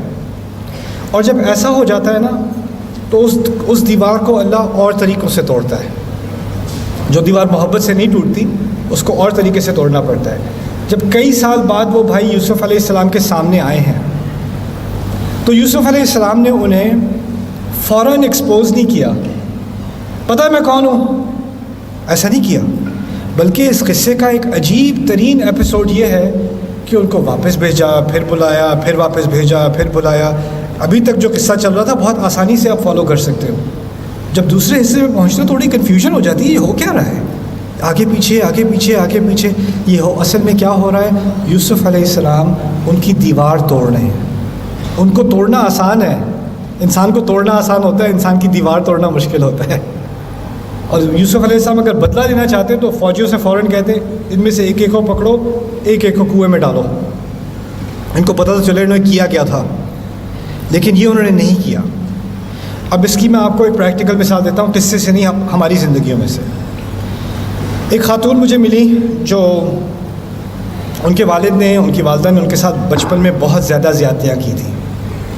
ان کو مارا بھی تھا، ان کو ابیوز بھی کیا تھا، ان کو طرح طرح سے ہیوملیٹ کیا تھا، ٹارچر کیا تھا. بہت ہی زیادہ جانوروں والا سلوک ان لوگوں نے اپنی بیٹی کے ساتھ کیا تھا. یہاں تک کہ جب اس بیٹی کی شادی بھی ہوئی تو وہ اس لیے اس نے جلدی کی شادی میں کہ کسی طرح اپنے ماں باپ سے ان کے گھر سے نکل جاؤں، اس عذاب سے میں بچ جاؤں جو اس کے ماں باپ نے اس پر کیا. کئی سال گزر گئے، اب اس کی عمر زیادہ ہو گئی ہے، وہ بھی خود ماں ہے، اس کے والدین بھی اب بوڑھے ہو چکے ہیں جنہوں نے اس کو بچپن میں ٹارچر کیا تھا. اب وہ جب ماں باپ بوڑھے ہو گئے تو جو باپ جو ہے وہ ہارٹ کا پیشنٹ بن گیا، ماں کو جو ہے وہ ڈائبٹیز ہو گئی، دونوں مریض ہیں، ان کا خیال کرنے والا کوئی نہیں ہے. اب آپ اندازہ کرو کون خیال کرتا ہے ان کا. جس بیٹی کو ٹارچر کرتے تھے نا، وہ اب ان کا خیال کر رہی ہے. وہ میرے پاس آئی، اس نے مجھے کہا ان کی خدمت کرتے ہوئے میرے دل کے اندر اتنی تکلیف ہوتی ہے، مجھ سے رہا نہیں جاتا. ان لوگوں نے مجھے اتنا ابیوز کیا تھا، اتنا ابیوز کیا تھا، اور اللہ چاہتا ہے میں ان کی خدمت کروں. یہ تو اگر آپ دیکھتے ہوتے کہ یہ میرے ساتھ کیا کرتے ہیں تو آپ کو یہ لگتا کہ یہ لوگ تو انسان بھی نہیں ہیں، شیطان ہیں. میں کیسے ان کی خدمت کروں، کیسے ان کو معاف کروں؟ پھر مجھے لوگ کہتے ہیں معاف کرو معاف کرو، معاف نہیں کرو گے تو اللہ معاف نہیں کرے گا. کہتی میں نہیں کر سکتی معاف. ایک تو اس طرف سے مجھ پر عذاب آیا، اب آخرت میں بھی عذاب آئے گا کہ معاف نہیں کر سکتی. میں نے سوال پوچھا کس نے آپ سے کہا ہے کہ معاف کرنا فرض ہے؟ کہاں سے غلط فہمی ملی ہے آپ کو؟ وَلَمَنِ انتصر بعد ظلمه فَأُولَئِكَ مَا كَانَ عَلَيْهِمْ مِنْ سَبِيلٍ. اگر کوئی اپنی مدد کرنے لگے، اگر انصاف کی طلب کرے، اس کو باقاعدہ ڈیمانڈ کرے، اس کے خلاف آپ کوئی کیس نہیں کر سکتے. اللہ تعالیٰ نے اس کی کھلی چھٹی دے دی. اور پھر بعد میں بھی یہ بھی کہا ہے فَمَنْ عَفَا وَأَصْلَحَ فَأَجْرُهُ عَلَى اللَّهِ. جو معاف کر دے اور ریکنسائل کر لے، اس کا اجر اللہ کے ہاتھ، اس کا اللہ کے ذمہ ہے. لیکن یہ کسی نے کوئی کنڈیشن نہیں ڈالی، لازمی ہے معاف کرنا. یہاں تک کہ یوسف علیہ السلام کے بیٹوں نے ان کو اتنا ٹارچر کیا تھا، اتنا ٹارچر کیا تھا، آپ کو شاید علم نہ ہو، ان کی بیویاں بھی اپنے سسر کی توہین کیا کرتی تھیں، ان کے پوتے بھی اپنے دادا کی توہین کیا کرتے تھے. لولا ان تفندون میں اس بات کی طرف اشارہ ہے. یعنی صرف بیٹے ہی توہین نہیں کرتے تھے، انا ابانا لفی ضلال مبین انک فی ضلالک القدیم، بلکہ ان کا پورا گھرانہ ایک نبی کو جانتے ہوئے کہ وہ نبی ہیں کئی سالوں ان کی توہین کرتے رہے، وہ ٹارچر سے گزرے ہیں. اور بعد میں جب سارا معاملہ حل ہو گیا تو آتے ہیں ہمارے لیے بھی دعا کر دیں، یا ابت استغفر لنا. یہ کوئی آسان کام ہے؟ یہاں تک کہ نبی کے لیے بھی آسان نہیں ہے. اس نبی نے بھی کہہ دیا، یہ نہیں کہا اجل یا ای یا نعم، کہا سوفا استغفر لکم ربی، کروں گا ذرا بعد میں، ابھی نہیں، ابھی دل تیار نہیں ہے. اب وہ معافی مانگنے آ بھی رہے ہیں لیکن ابھی دل تیار نہیں ہے. اس چیز کو بھی اللہ تعالیٰ نے اکنالج کیا ہے، اللہ تعالیٰ نے انسان کی تکلیف کو اکنالج کیا ہے. تو اگر آپ کے دل میں ایک سختی آ گئی ہے نا، تو ایک طرح سے تو آپ انسان ہو، آنی تو تھی. جس کے ساتھ سختی کی گئی ہو اس کے دل میں سختی تو آئے گی. اللہ تعالیٰ نے ہمیں انسان ہی بنایا آخر کار. لیکن اگر آپ کو اس کا حل چاہیے نا، تو یا تو آپ انتظار کریں اس وقت تک جب آپ اس پوزیشن میں ہو کہ آپ اس بات کو، یعنی بدلہ لینے کی بات نہیں ہے، دیوار توڑنے کی بات ہے، اس کو آپ ایڈریس کر سکیں. جیسے اس عورت نے کہا کہ میں اپنے ماں باپ کو معاف کرنا چاہتی ہوں، میں کر نہیں سکتی. میں نے کہا اگر کرنے کا کوئی امکان بھی ہے نا، تو اس کا پہلا سٹیپ یہ ہوگا کہ آپ کو ان کی غلطی سے ان کو آگاہ کرانا پڑے گا، آپ کو کنفرنٹ کرنا پڑے گا. دیکھیں آپ نے یہ کیا تھا، آپ کو یاد ہے؟ آپ نے جو کیا تھا آپ کو یاد ہے؟ دیکھیں یوسف علیہ السلام کچھ غلطی کا ذکر کیے بغیر بھی معاف کر سکتے تھے، ٹھیک ہے نا؟ لیکن جب انہوں نے کہا ہے نا هل علمتم ما فعلتم بيوسف واخيه، کیا جانتے ہو کیا کیا تھا تم نے یوسف اور اس کے بھائی کے ساتھ؟ اذ انتم جاہلون، جب تم اپنے ہی جذبات میں گم تھے. جب تم جہالت کا تعلق جذبات سے بھی ہے، جب تم اپنے جذبات میں گم ہو کے تم نے جو نفرت دی ہے مجھے میرے بھائی کو، جانتے ہو تم نے کیا کیا تھا؟ یعنی کنفرنٹ کرنا پڑتا ہے. اگر کنفرنٹ نہیں کرو گے تو وہ دیوار نہیں ٹوٹے گی، اور ہو سکتا ہے اس دیوار ٹوٹنے کے بعد پھر امکان ہوتا ہے، ہو سکتا ہے کہ میں معاف کر سکوں، لیکن جب تک وہ نہیں ہوگا نا تو معافی جو ہے وہ بھی آرٹیفیشل ہوتی ہے. اس طرح ہم لوگ بچوں کی لڑائی ہوتی ہے تو کہتے ہیں چلو گلے لگو، ہاتھ ملاؤ، مسئلہ حل ہو جاتا ہے ایسے. وہ گلے لگاتے ہوئے بھی میں تجھے چھوڑوں گا نہیں، ہاتھ بھی ذرا زور سے دبائے گا وہ، لیکن دل میں تو بات رہ گئی نا. ہم اوپر سے مسئلہ حل کرتے ہیں، اندر کا مسئلہ حل نہیں کرتے. اندر کا مسئلہ تبھی حل ہوگا جب آپ کسی کو کنفرنٹ کرو گے، اور اگر آپ ابھی اس پوزیشن میں نہیں ہو کہ آپ کنفرنٹ کر سکو تو ابھی صبر کا مرحلہ ہے. کبھی کبھار یعقوب علیہ السلام کئی سال اس پوزیشن میں نہیں تھے کہ وہ اپنے بیٹوں کا سامنا کر سکیں اس طرح سے. اس وقت کہا تھا انما اشکو بثی و حزنی الی اللہ. تو جب وہ ایک وقت آ جاتا ہے پھر اس کے بعد اللہ تعالیٰ وہ دروازہ کھول دیتا ہے. میری دعا ہے کہ اللہ تعالیٰ آپ کے دلوں کو نرم کرے، اور جو جس تکلیف سے آپ گزرے ہو، شاید وہ پیرنٹس کی طرف سے آئی ہے، بچوں کی طرف سے آئی ہے، شاید وہ شوہر کی طرف سے آئی ہے، بیوی کی طرف سے آئی ہے، کسی کزن کی طرف سے آئی ہے، کسی کی طرف سے بھی ہے. ہوتے یہ ڈرامے گھر میں ہی ہیں، کسی غیر سے نہیں آتی تکلیف. جو دل کے قریب ہوتا ہے نا وہی تکلیف دے سکتا ہے. اسی لیے انبیاء کی زندگی میں جو سب سے بڑی مشکلیں تھیں وہ گھر والوں کی تھیں. باہر کی کسی دشمن کا مسئلہ نہیں تھا. یہاں تک کہ موسیٰ فرعون کے گھر میں ہی پلے بڑے ہیں، وہ بھی ایک طرح سے گھر والی بات تھی. تو یہ چیزیں جو آپ کی فیملی میں ہوتی ہیں، میری دعا ہے کہ اللہ تعالیٰ آپ کے دل کو وہ صلاحیت دے کہ آپ اس کا سامنا کر سکو انشاءاللہ. ان کو کرنے دیں پھر میں آتا ہوں.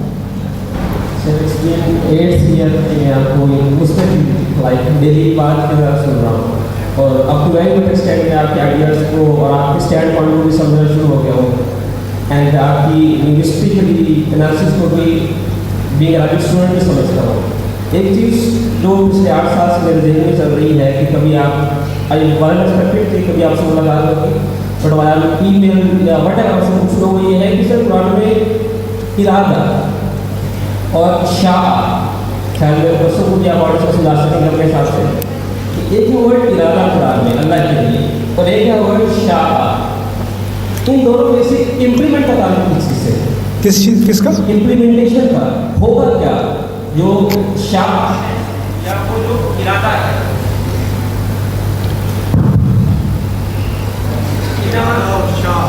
جی ارادہ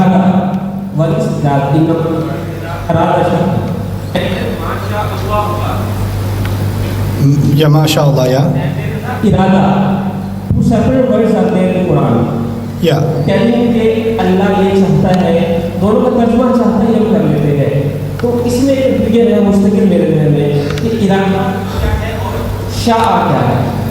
اس کے بارے میں نے وما تشاءون الا ان یشاء اللہ کے درس پہ ذرا تفصیلی بحث کی ہے. وہ اگر آپ سن لیں، جو زامہ کے اندر بھی میں نے اس پر بات کی ہے کافی تفصیلی. مختصر سی بات یہ ہے کہ شاء کا لفظ شیء سے نکلتا ہے، اور یعنی وہ چیز جو ٹھوس یعنی مٹیریلائز ہو جائے. اور ارادہ میں صرف کسی کی نیت یا جو وہ چیز چاہتا ہے اس کی طرف اشارہ ہوتا ہے صرف. تو کچھ علماء شاء کو زیادہ مضبوط سمجھتے ہیں ارادہ کے مقابلے میں. تو جہاں زیادہ مبالغ بات کی جا رہی ہوتی ہے، جہاں زیادہ اسٹریسفل بات کی جا رہی ہوتی ہے، وہاں پر شاء کا لفظ آپ کو مل جائے گا. جہاں ذرا نرم بات کی جا رہی ہوتی ہے، ہو سکتا ہے وہاں پر آپ کو ارادہ کا لفظ مل جائے. لیکن اس کے علاوہ اور بھی کچھ فروق ہیں جو مجھے بھی ذہن میں نہیں آ رہے، لیکن میرے درس میں نے ان سب کا ذکر کیا ہے انشاءاللہ. جزاک اللہ خیر. جی سر میں نے حجاب اسٹارٹ کیا تھا اور پریکٹس سے نہیں تھی سر. I was modelling. تو جب میں حجاب اسٹارٹ کیا 6 مہینے آئی پریکٹس ہے. میں نے پہلی دفعہ زندگی میں اعتکاف کیا، اور اعتکاف کے بعد میرا ارادہ تھا کہ میں فیملی میں بھی اس کو کہوں گی کہ آئی ڈو نکاح اور حجاب and I will organize it. تو عید پہ یہ ہوا کہ میری مدر واز ناٹ سپورٹنگ، تو انہوں نے میرا حجاب اور जो है मुझे मेरे कदम के सामने जाकर खड़ा कर दिया. So that moment was very heart wrenching for me. और अभी तक जो है वो काफ़ी खटकता है. That was the moment वहाँ से एक कनेक्शन टूट गया था उनके साथ. जी. और अभी तक भी उनसे वो कनेक्शन डेवलप हुई और वो हमारे किस कोर्ट में रहे. So what should I do with that? Thank you for sharing, beta. I know it's difficult. I know.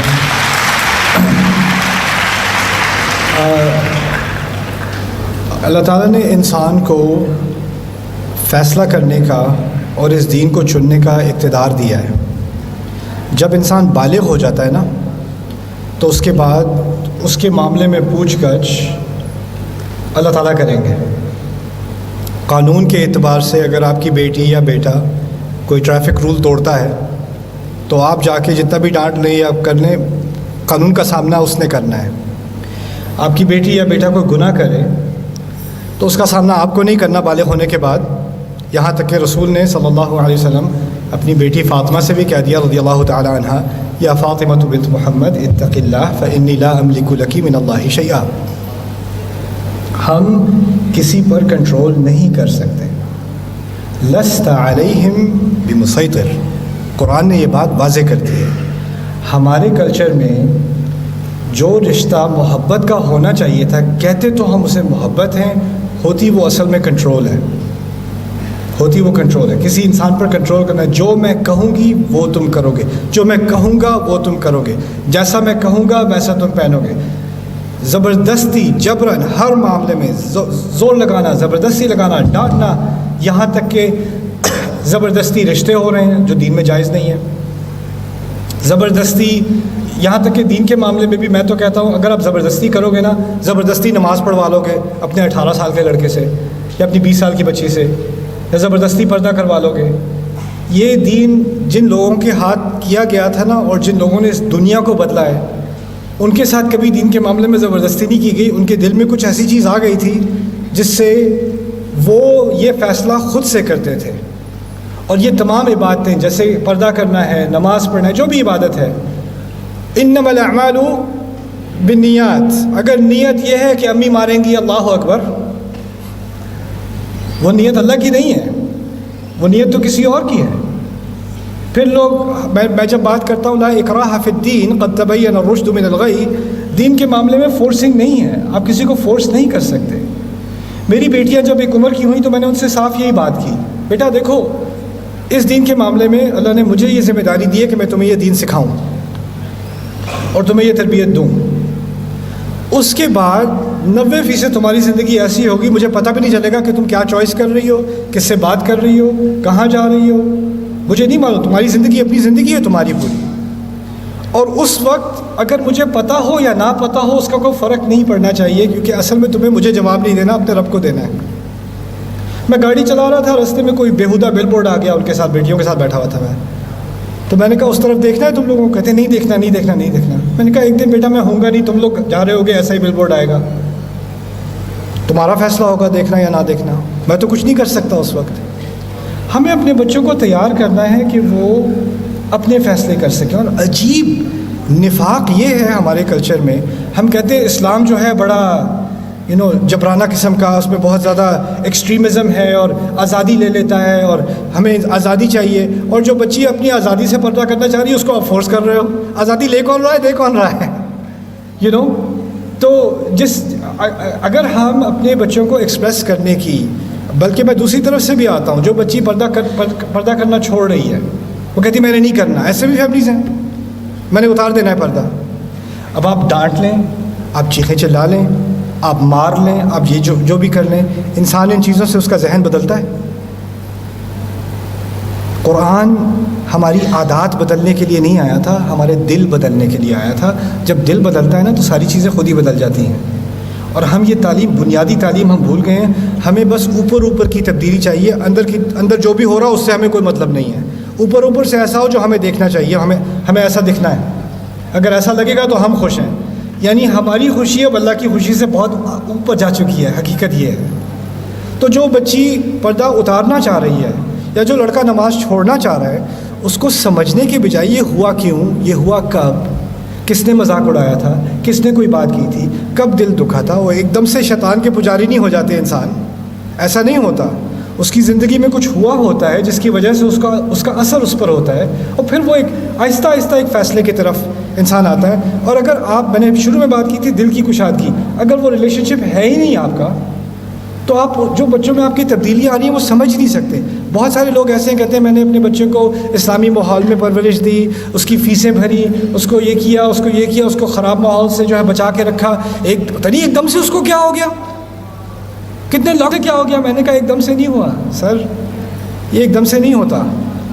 اس کے دل میں, اس کے ذہن میں سالوں سے بات تھی جو وہ آپ سے کرنا چاہتا تھا, لیکن آپ نے اس کے لیے وہ دروازہ نہیں کھولا. تو اس نے وہ بات اپنے دوستوں سے کی, اس نے وہ بات یوٹیوب سے جا کے سنی اور کسی اور سے کی, اس نے وہ بات انسٹاگرام سے کی, آپ سے نہیں کی.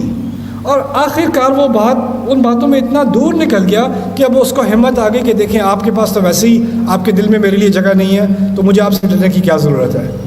اب تو ویسے بھی میں 18 سال کا ہو گیا ہوں. پھر وہ اپنی جو اس کے اندر تھا وہ باہر آ جاتا ہے.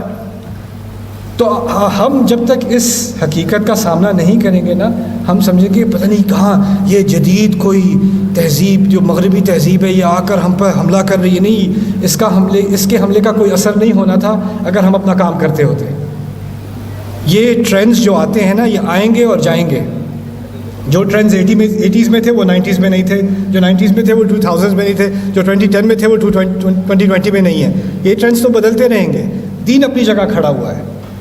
دین اپنی جگہ صرف اس وقت کھڑا ہوتا ہے جب دین کی تعلیمات اور اس کی محبت دلوں کے اندر تک پہنچ جائے, پھر وہ کھڑا رہتا ہے. ورنہ ٹرینڈ ادھر جائے گا ہم ادھر جائیں گے, ٹرینڈ ادھر جائے گا ہم ادھر جائیں گے, اور ہم ہلنا شروع ہو جائیں گے. اب اس ٹرینڈ کا کیا جواب دیں, اس ٹرینڈ کا کیا جواب دیں. تو آپ نے جو بات کی ہے اس میں بنیادی بات میں یہ کروں گا کہ اللہ تعالیٰ نے جو آپ کو فریڈم دی ہے نا وہ کوئی نہیں لے سکتا.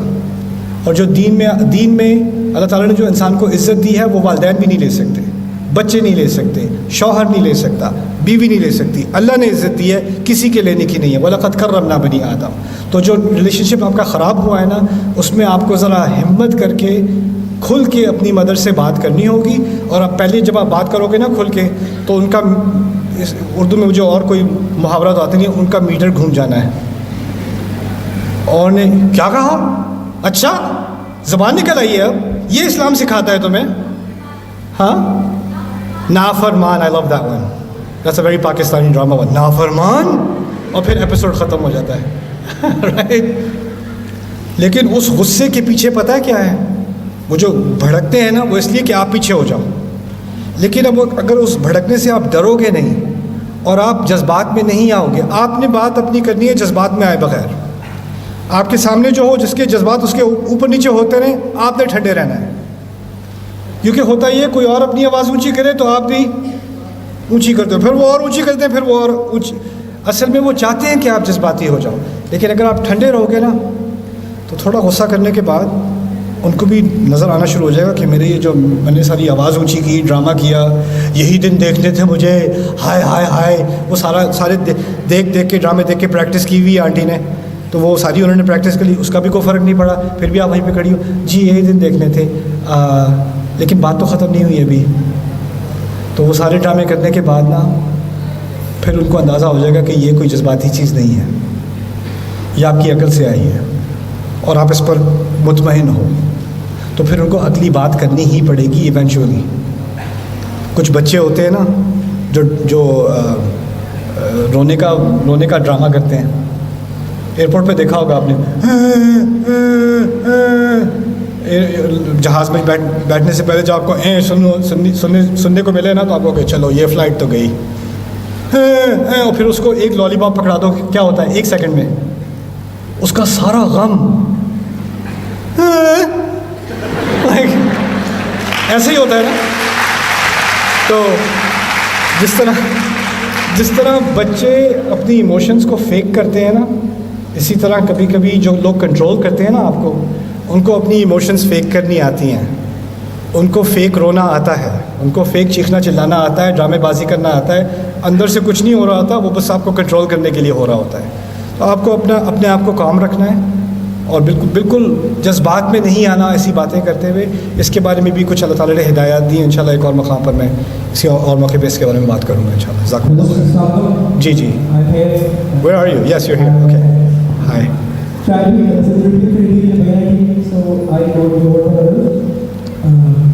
سوال ہے سورہ یاسین میں لقد حق القول علی اکثرهم ایسٹیمیشن کے حوالے سے مجھے کچھ سمجھ نہیں آ رہا.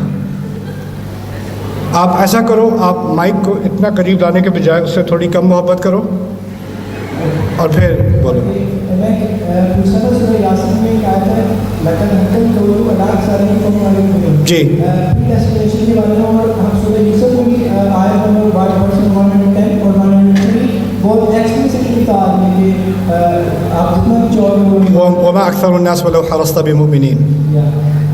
نہیں, وہ دونوں ان میں سے کوئی بھی آیت پری ڈیسٹینیشن کے بارے میں نہیں ہے. میں بتا دوں, چلے میں بتا دیتا ہوں. لقد حق القول علی اکثرہم سے مراد مکے کے قریش ہیں جن کے بارے میں یہ بات کہی جا رہی ہے کہ اللہ تعالیٰ نے ان کو تمام دلائل دکھا دیے, رسول صلی اللہ علیہ وسلم کی مثال دکھا دی, اور پھر اللہ تعالیٰ نے ان کو ایک الٹیمیٹم دیا اور جگہ پر بھی کہ یہ سب جاننے کے بعد بھی تم نہیں ماننا چاہ رہے, تم نے اپنا فیصلہ کر لیا ہے, ٹھیک ہے. اب اگر تم کسی بات سے کنونس ہو خود ہی تو کہو تم جو بھی کہہ لو میں نہیں ماننے والا, میں نہیں ماننے والا, جو بھی کر لو تم, جو ہے وہ ہے بس. اور میں تمہارے بارے میں کہوں کہ یہ تو مانیں گے ہی نہیں, یہ تو مانیں گے ہی نہیں. میری آبزرویشن تمہارے بارے میں ایکوریٹ ہے. یہ کلام اللہ تعالیٰ کی طرف سے تبصرہ ہے ان کے ایٹیٹیوڈ کی طرف کہ ابھی وہ آپ پر بھی واضح ہو گیا ہے, اور یہ واضح ہے کہ یہ ایمان نہیں لائیں گے. یہ پری ڈیسٹینیشن نہیں ہے, یہ کامنٹری ہے. اس کو ہم ہر اسپیچ کو فلسافیکل سمجھ لیتے ہیں. Speech is sometimes emotional, sometimes is philosophical, sometimes is rhetorical. That's what we have to understand linguistics. جو بات سورۃ یوسف میں کہی جا رہی ہے وہ تو بالکل ہی مختلف ہے, بالکل ہی مختلف ہے. اور یہ جو اس پہ جانے سے پہلے یہاں جو کہا جا رہا ہے نا کہ جو ایویڈنسز آپ دے سکتے تھے, جو آرگیومنٹس آپ پیش کر سکتے تھے, جو ثبوت آپ دے سکتے تھے, وہ سب دیا جا چکا ہے, اور ان پر واضح ہو گیا ہے کہ یہ بات جو آپ کہہ رہے ہیں وہ صحیح ہے. اور اس کے باوجود اب انہوں نے فیصلہ کر لیا کہ سچ ماننے کے باوجود ہم نے نہیں ماننا, نہیں سننا.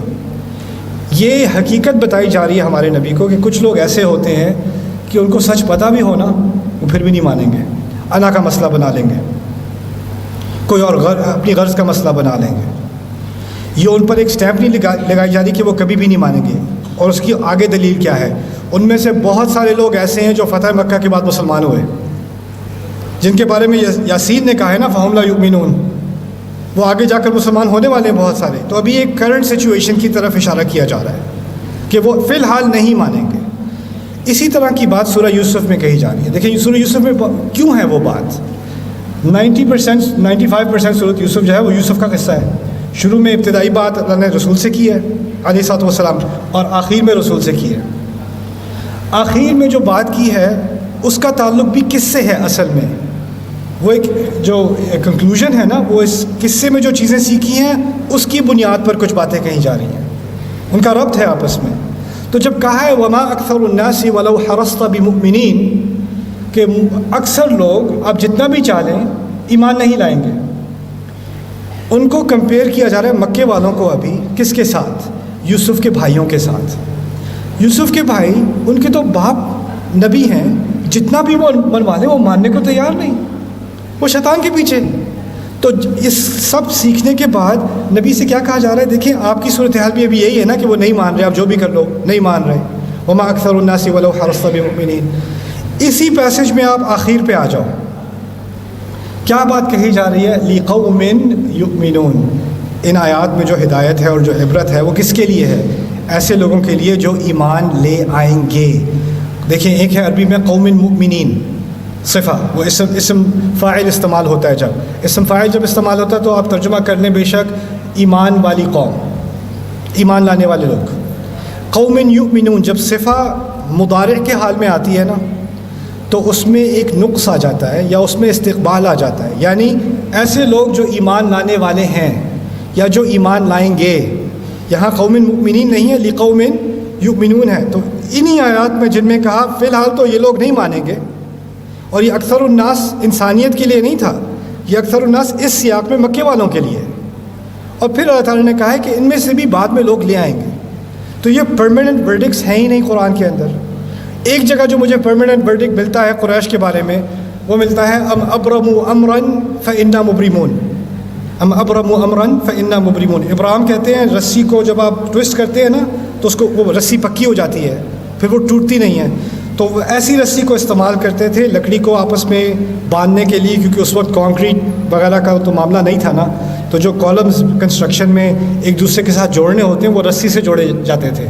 तो उस रस्सी को, जिसको बहुत ही पक्का होना है क्योंकि सारी तामीर जो है, सारी बिल्डिंग उस पर उसका दारोमदार है, उस रस्सी के बांधने को इब्राहिम कहा जाता था।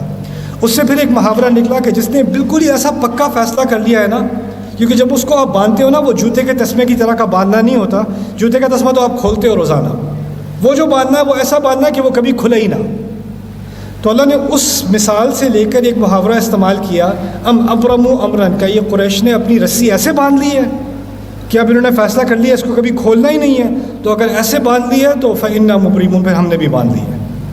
तो जहाँ प्रीडेस्टिनेशन की बात कही भी जाती है ना, पहले ये कहा जाता है कि इन लोगों ने परमानेंट फ़ैसला ख़ुद किया, अगर यही तुम लोगों को मंजूर है तो ठीक है, मुझे भी मंजूर है।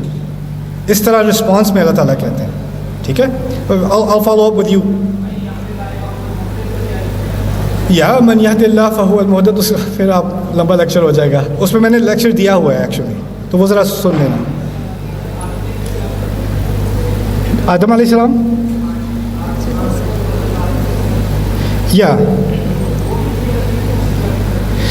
आपने मेरे लेक्चर्स नहीं सुने आदम अलैहिस्सलाम पे, सुन लो, आपको बहुत सारे ये सवाल तसल्ली वाले जवाब मिल जाएंगे इंशाअल्लाह। कुरान ने इस फ़लसफ़ी मसले का ऐसा जवाब दिया है किस्से के ज़रिए जो किसी फ़िलासफ़ी बुक में आपको नहीं मिलेगा। It's incredible, it's really incredible, and it is in the story of Adam अलैहिस्सलाम। सो I like you to listen to that इंशाअल्लाह। जी, Dear students, please last question. It's last question and then we will be closing, please. Question करने से पहले मैं छोटी सी चीज़ें clear करना चाहूँगा। मुल्तान की मदद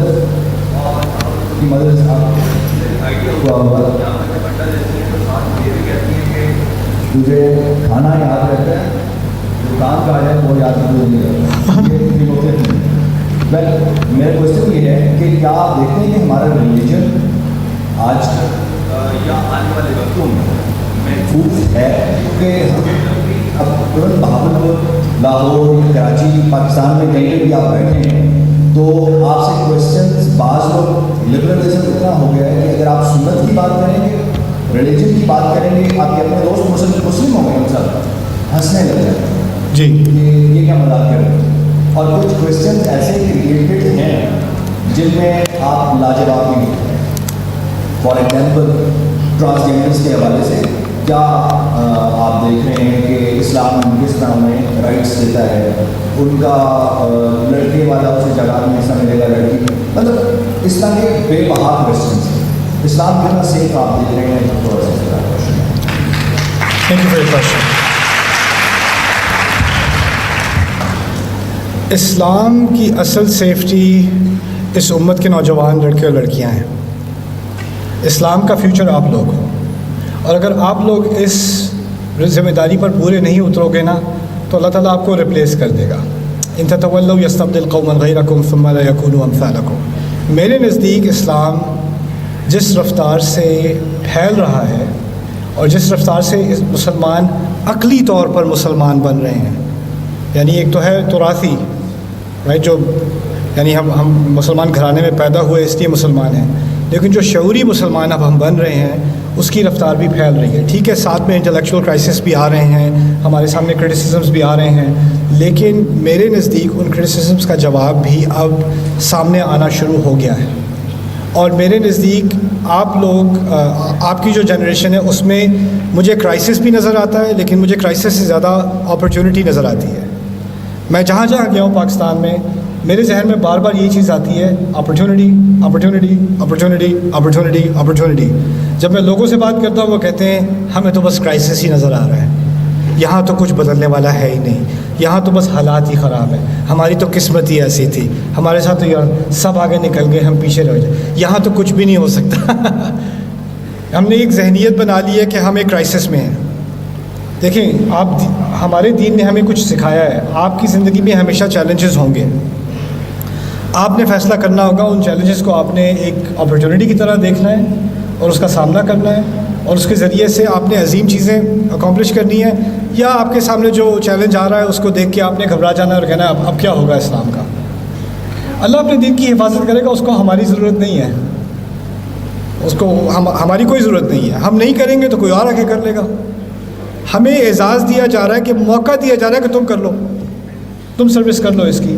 اور یہ جو سوال آپ پوچھ رہے ہو transgender and this and that, ان سب سوالوں کے جوابوں میں پڑھنے سے پہلے میں ایک بنیادی جو اصل کرائسس ہے, اصل کرائسس یہ ٹرینڈز نہیں ہے, اصل کرائسس ہے کہ ہماری اکثریت کی بھی اکثریت, یہاں تک کہ دینی طبقات کی بھی اکثریت قرآن سے محروم ہو چکی ہے. قرآن میں جو سوچ ہے, قرآن کا جو تدبر ہے, قرآن کی آیات کے ذریعے سے جو فکر بنتی ہے, اس سے ہم ناواقف ہو چکے ہیں. دین کا سارا فوکس بن گیا ہے کچھ روایات کی طرف, یا کچھ حلیے کی طرف, یا کچھ بحثوں کی طرف, کچھ فقہی بحثوں کی طرف. اب ہم نے دین کو اتنا ریڈیوس کر دیا ہے کہ اس کا انسان کے دل اور دماغ اور سوچ اس کی طرف وہ جاتا ہی نہیں, کہ ہمارا دین کس طرح, ہمارا قرآن دنیا کو کس طرح بہترین بنا سکتا ہے, ہمارا قرآن کس طرح ہماری سوسائٹی کو بہترین بنا سکتا ہے, میرا قرآن مجھے اندر سے کس طرح قوت دے سکتا ہے کہ میں اپنی مشکلات کا سامنا کروں. قد جاءتکم موعظۃ من ربکم وشفاء لما فی الصدور. کہاں ہے وہ کلچر کہ ہم اللہ تعالیٰ کے قرآن سے اپنے دلوں میں جو چیز گزر رہی ہے اس کی شفا ڈھونڈ رہے ہیں؟ یہ تو اللہ نے کہا ہے نا شفاء لما فی الصدور. وہ کلچر کہاں ہے, وہ کہاں سکھایا جا رہا ہے؟ تو یہ میرے نزدیک جو قرآن ہوتے ہوئے قرآن کا نہ ہونا, یہ اصل کرائسس ہے. اور اگر یہ کرائسس ایڈریس ہو جائے تو باقی جتنے کرائسس آ رہے ہیں نا وہ مینیجبل ہیں, وہ ان کا کوئی اثر ہی نہیں ہونا. میں اپنے آپ سے پوچھتا ہوں, میں نے جب قرآن پڑھا اور ابھی بھی پڑھ رہا ہوں, تو میرا ایک نقطہ نظر ہے قرآن کے بارے میں, میری سوچ میں ایک چیز ہے, وَكَلِمَةُ اللَّهِ هِيَ الْعُلْيَا, اللہ کا کلام سب سے اونچا ہے. جب یہ چیز میرے اندر بیٹھ گئی تو ایسا نہیں ہے کہ میں جب یونیورسٹی میں تھا تو میرے سامنے اپوزنگ فلاسفیز نہیں آئیں, سائیکالوجی کے کانسیپٹس نہیں آئے, ایتھیزم نہیں آیا, کیا نام ہے اورینٹلسٹ اسٹڈیز نہیں آئی. کتنی تنقید ہو چکی ہے قرآن کے اوپر, اسلام کے اوپر, اس کے ایکسپرٹس پورے ویسٹرن ورلڈ میں ہیں. ان چیزوں کا مجھے بار بار سامنا کرنا پڑتا تھا. جو اسلام کی بنیادیں ہیں ان کو وہ ہلانے کی کوشش کرتے ہیں ہر موقع پر, ہر موڑ پر. تو میں اپنے بارے میں پوچھتا ہوں, میں کیوں نہیں ہلا؟ کیونکہ بہت سارے میرے دوست ہیں جو ہل چکے ہیں, بہت سارے میرے دوست ہیں وہ دین چھوڑ چکے ہیں. وہ میرے ساتھ مسلمان تھے, ہم ساتھ اکٹھے نماز پڑھتے تھے, اب وہ ایگنوسٹک ہیں, اب وہ ایتھیسٹ بھی بن چکے, کچھ ایتھیسٹ بھی بن چکے ہیں. فرق کیا تھا میرے اس کے درمیان؟ فرق کیا ہے؟ وہ بھی انٹلیکچوئل ہے, وہ بھی اسمارٹ ہے, وہ بھی اسی یونیورسٹی میں گیا جہاں میں گیا تھا, اس نے بھی وہی مواد پڑھا ہے جو میں نے پڑھا تھا. فرق کیا ہے؟ ایک تو ہے اللہ یہدی من یشاء, ایک طرف جو آپ پریڈیسٹینیشن کی بات کر رہے تھے, لیکن ایک اور مسئلہ بھی ہے. قرآن کی ایک فاؤنڈیشن ہوتی ہے, قرآن کی ایک بنیاد بن جائے نا تو آپ کسی بھی طوفان کا سامنا کر سکتے ہو. میں سوچتا ہوں پیچھے مڑ کے کہ اگر میں قرآن پڑھنے کے بجائے اگر میں نے فقہ پہ سارا زور دے دیا ہوتا اپنا, یا تاریخ پہ سارا زور دے دیا ہوتا اپنا, کیونکہ میرا دماغ ایسا میں ایک چیز پہ فوکس کر سکتا ہوں ایک دفعہ میں, تو مجھے کیڑا لگ گیا, میں نے قرآن پہ فوکس کرنا ہے. قرآن پہ فوکس کرنے سے اللہ تعالیٰ نے مجھے بچا لیا اسی کی وجہ سے. وَلَن تَجِدَ مِن دُونِهِ مُلْتَحَدًا, اس کے سوا تمہیں کوئی بچنے کی جگہ نہیں ملے گی, اس کے سوا کوئی پناہ نہیں ملے گی. یہ میری پناہ بن چکا تھا, اور میں چاہتا ہوں کہ تم سب کی پناہ بن جائے. میں چاہتا ہوں کہ باقی اسلامیات بھی پڑھو, اس میں ایکسلنس کرو, لیکن جو بنیاد ہے ہمارے دین کی اس کو بنیادی جگہ پہ تو رکھ دو. پہلے قرآن پورے دین کی بنیاد ہے, اس کو سامنے رکھ کے پھر سیرت پڑھو, اس کو سامنے رکھ کے حدیث کا مطالعہ کرو, اس کو سامنے رکھ کے فقہ پڑھو. تو یہ چیزیں جو ہیں یہ اب ہمیں میرے خیال سے تو اب ایک اسٹیٹ آف ایمرجنسی ہی ہے, کہ کیونکہ ہم قرآن سے اتنے واقف نہیں ہیں. آپ سمپل سی آپ سے میں نے آج بات کی ہے یا ابتی کے بارے میں, رائٹ؟ آپ میں سے ہاتھ اٹھا لو پہلے کون سن چکا ہے یہ بات.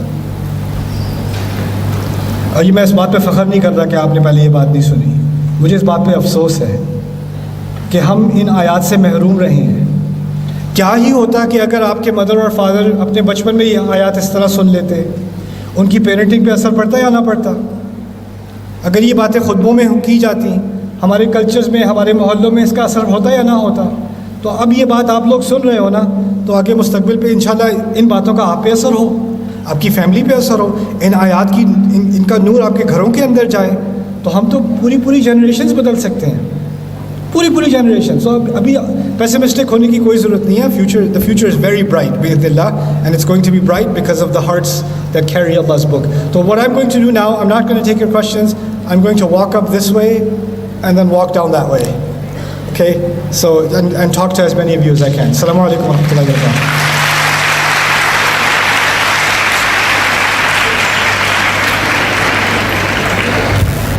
Thank you very much, Muhtaram Ustad Nauman Ali Khan sahab. Students, audience, please sit down. Please sit on your seats. Students, آپ لوگ پلیز اپنی نشستوں پہ تشریف رکھیں. ابھی استاد صاحب آپ لوگوں سے انٹریکشن بھی کریں گے, لیکن میری ریکویسٹ ہے پلیز آپ ڈسپلن کو مینٹین رکھیں. تمام اسٹوڈنٹس اپنی سیٹس پہ تشریف رکھیں.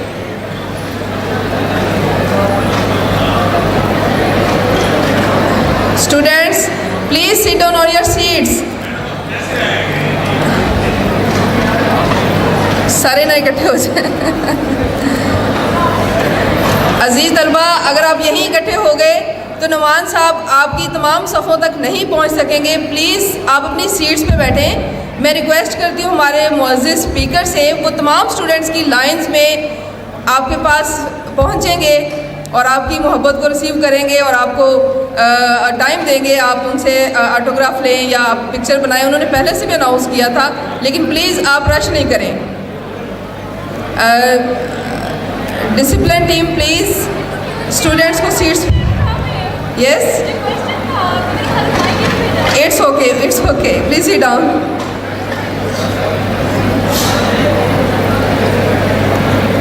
اسٹوڈنٹس, ابھی ہمارا پروگرام ختم نہیں ہوا. ابھی محترم نعمان صاحب آپ لوگوں کے ساتھ ایک بریف انٹریکشن کر رہے ہیں آپ کی لائنز میں آ کر, لیکن ابھی ہمارا پروگرام ختم نہیں ہوا.